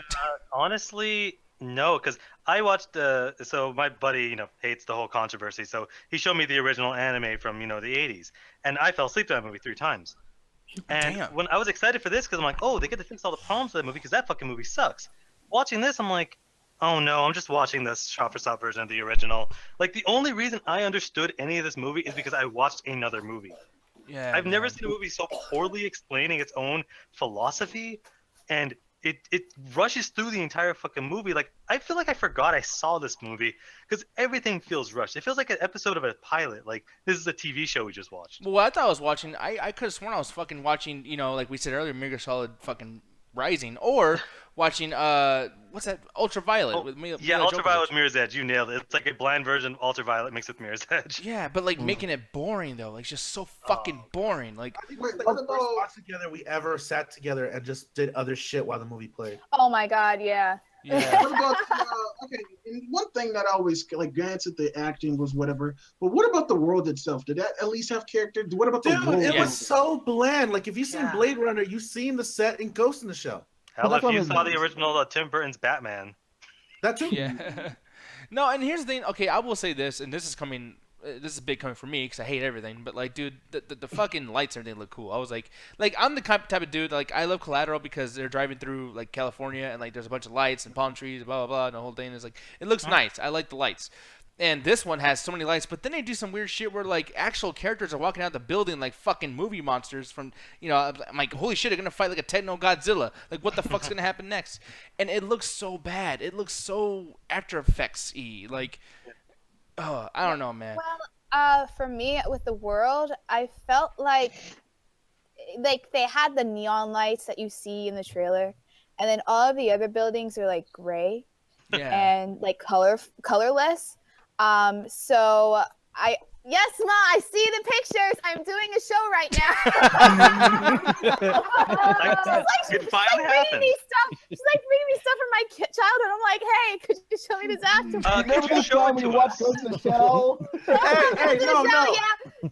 Mr. McDonald, show us Allie's first trip to Disney. Show us those baby photos. Oh no, that wasn't the photo. But anyway, so basically, it just felt so lifeless. I mean, yeah, they have people, but it just didn't. It felt more like a set than it did actually like a world that you could see people living in. So that's what was lacking, and that's what I think kind of brought us out of the movie. It's like, well, if it's not very immersive in its world, then why should we care? You know. And the biggest thing too, and this is like a big cardinal sin for me. Wait, what's going on with you? Left for that jet until she said Handmaiden deserves an apology. No, it does not. That fucking movie is terrible. I've been ignoring her this whole time until she wrote that sign. I was like, no, I gotta respond. Fuck this bitch. Yeah. Oh, but the one thing, Alan, a big cardinal sin, dude, is when you actually have something and something happens. Like, me and you both were like, what the fuck? When they actually had a gunfight that we were just like so fucking bored with. It was like, it's my problem. Sorry to cut you off, but it is my problem with every single gunfight. Gunfights suck in movies because every gunfight is pew pew pew, cut to douche getting shot. Yeah. That's the entire fucking movie. It's just a bunch of trailers shooting. It's okay. What the fuck? Okay, with that being said, Alan, why the fuck do you like John Wick? Because John Wick actually no, it's the same shit. He's doing shit. Yeah. No, it doesn't. John Wick actually has it in shot where he, like, in the same shot, boom, boom, boom, guy, boom, boom, boom, guy. Not every time. Not every time. Not every time. But enough times that I'm like, I'm enjoying the hell out of these action scenes. Okay, Alex, can you do that thing where, like, you react to the bullets one more time? No. I can't get over how much he looks like Aladdin right now. Holy shit. Oh, yeah, because the image there. Yeah. Myself. I hate you, Chris. I hate you. Alright, I'm back with that. Scoundrel. It looked like a dance, dude. It's just like, you really are getting good there, brother. But anyway, fucking, no, you're right, though. Gun fights. I mean, I actually like gun fights, even the bad ones. I don't mind. But it's like this movie, dude, like, they're robots. So it's like you can show oil coming out. You don't have to be so gory. You can do some cool shit. And, like, literally, they shoot, and then the guy's, like, on the ground. Like, it doesn't even show him do that fucking dance that Ellen was doing. Like, show the wound. Wait, they didn't even show where the bullet. Like I didn't even see the actual bullet where the bullet went in the guy's chest or anything. Yeah. Is that just me? No, you're right. Or like the shirt ripping or something. Nothing. Did you get shot? It was just like, Yeah. I'm surprised you guys. That's what happened. Look, did you see any bullet puncture me? No. It's just like, Look, y'all people feel like the action scenes people reacting to bullets. I just hate every time some motherfucker had a conversation. It was about some existential shit. Like they were either talking about the universe, way of life works. I don't give a fuck. This movie pissed me off, Justin. I don't give a damn. Every fucking conversation was like a Tumblr page in this fucking movie. Yeah. No, but see, that's the thing. That's the original movie. The But original that's the movie was problem. that same film. That's the problem. It's the original movie as a live action fucking adaptation, right down to the dialogue. That's the problem with this movie. It's nothing. It's the same thing. Can I get an award for Allie's performance? Yeah. Amazing. Best getting shot award. my mother. For showing me pictures. No, Am I actually, close to never giving out on me? no, I gotta say, dude, I kind of want to see everybody's fucking get shot like that. Well, I already did mine. Never doing that again. Wait, shit. Andy just got shot. Yeah, exactly. My camera just got shot. Okay. Yeah, no, I actually did an acting course. We had to practice how to do action combat and that kind of stuff. So I tried to simulate the effect of getting hit with a shotgun blast, and I hit my head on the floor really badly. So I'm gonna do that right now. So. Well, hey, you did it realistically then. Dude, Oh, I yeah, did. No, I did it so well they thought I was dead before I That's method acting. That's exactly how it should be. Exactly. I'm sure this man has a concussion, but his thrill to acting is amazing. He's so good at acting. He's so good at playing dead that he's actually dead. Holy shit, he got shot by an invisible gun. He's bleeding. I don't know how he's doing that. Invisible blood and invisible holes. Kind of like this movie. Yeah, exactly. No, man, I would give this shit, I know we haven't gave ratings to any of the things we talked about, but it's this deserves some fucking kind of numeric D value. This is 1 out of 5 for me. The only thing I liked was at the end reminded me of any kind of action video game I've ever played. It reminded me of Resistance. It reminded me of Metal Gear Solid. The Metal Gear itself. It reminded me of the fucking Skynet machines that are going around shooting people in Terminator 3. But yeah, 1 out of 5 for me. How about you, Alan? Can I give a negative review? Oh, yes, you can. I don't know, negative 150, because there is not a single thing in this fucking movie that was good. And the worst part about this movie is it was an hour and a half, so I thought it'd be a cool action movie.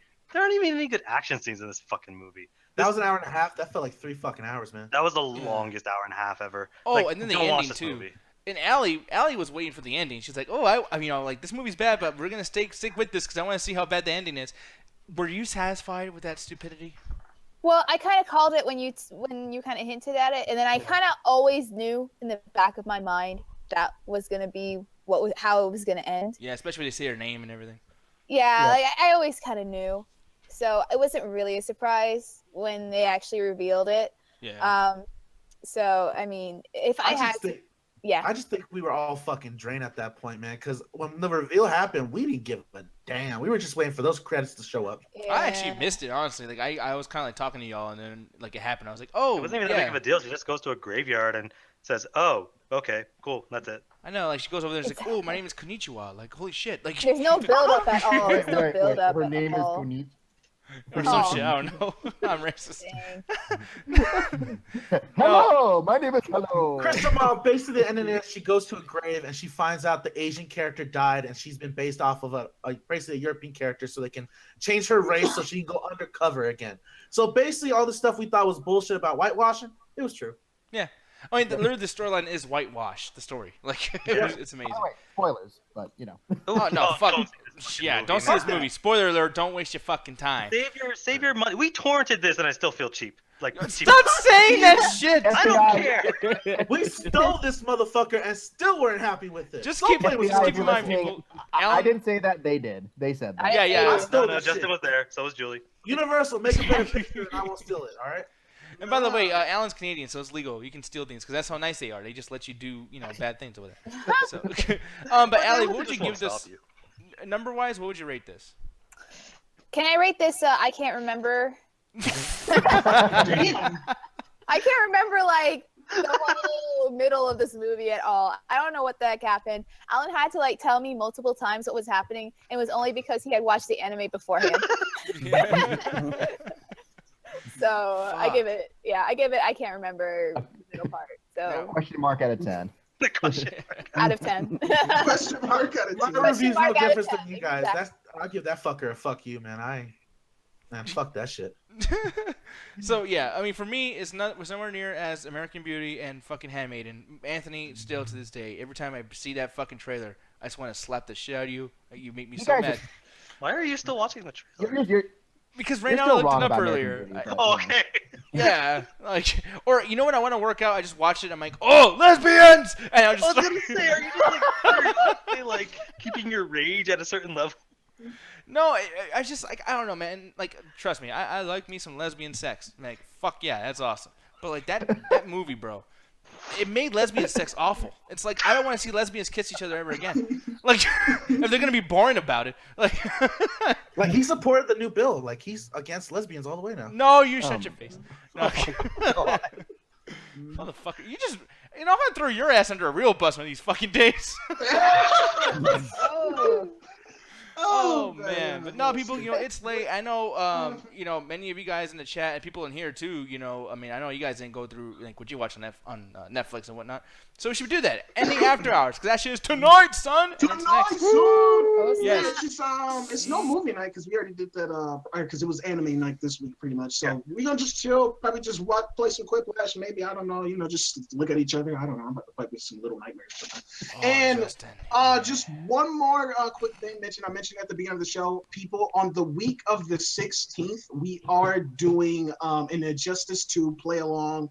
Like I said, if enough people get the game, we might do a tournament and stuff like that. But only if you tell me, and I could probably tally up how many people actually get the game, and I can actually probably make a bracket system out of all those people. But if enough people don't get the game, we're just gonna do a play along. Like I said, the week of the 16th. That's when we're gonna be doing the Injustice 2 play along together, because I think the game comes out on that Tuesday. So just be looking at that, message me, be like, yeah, I got the game, I want to get in, do that, stuff like that. And with that being said, it's going to be a PS4, right? PS4 and Xbox One. We don't want to leave nobody out. And PC too. If you got it on PC, I don't know if they're gonna release it on PC though. I don't know about that. If they do, don't get it because it's probably gonna suck. Yeah, just get on. Yeah, just probably get it on console. It'll probably just better. Yeah, so PlayStation 4, PlayStation 4, Xbox One. Get the game. We can play with us, and that'd be nice. And with that being said, on 3, 1, 2, 3. What happened to this thing again? It messed up again. You know what? Let's just do that. Chat. This thing fucked up, and I hate this outro. Oh, Anthony's asleep. Do.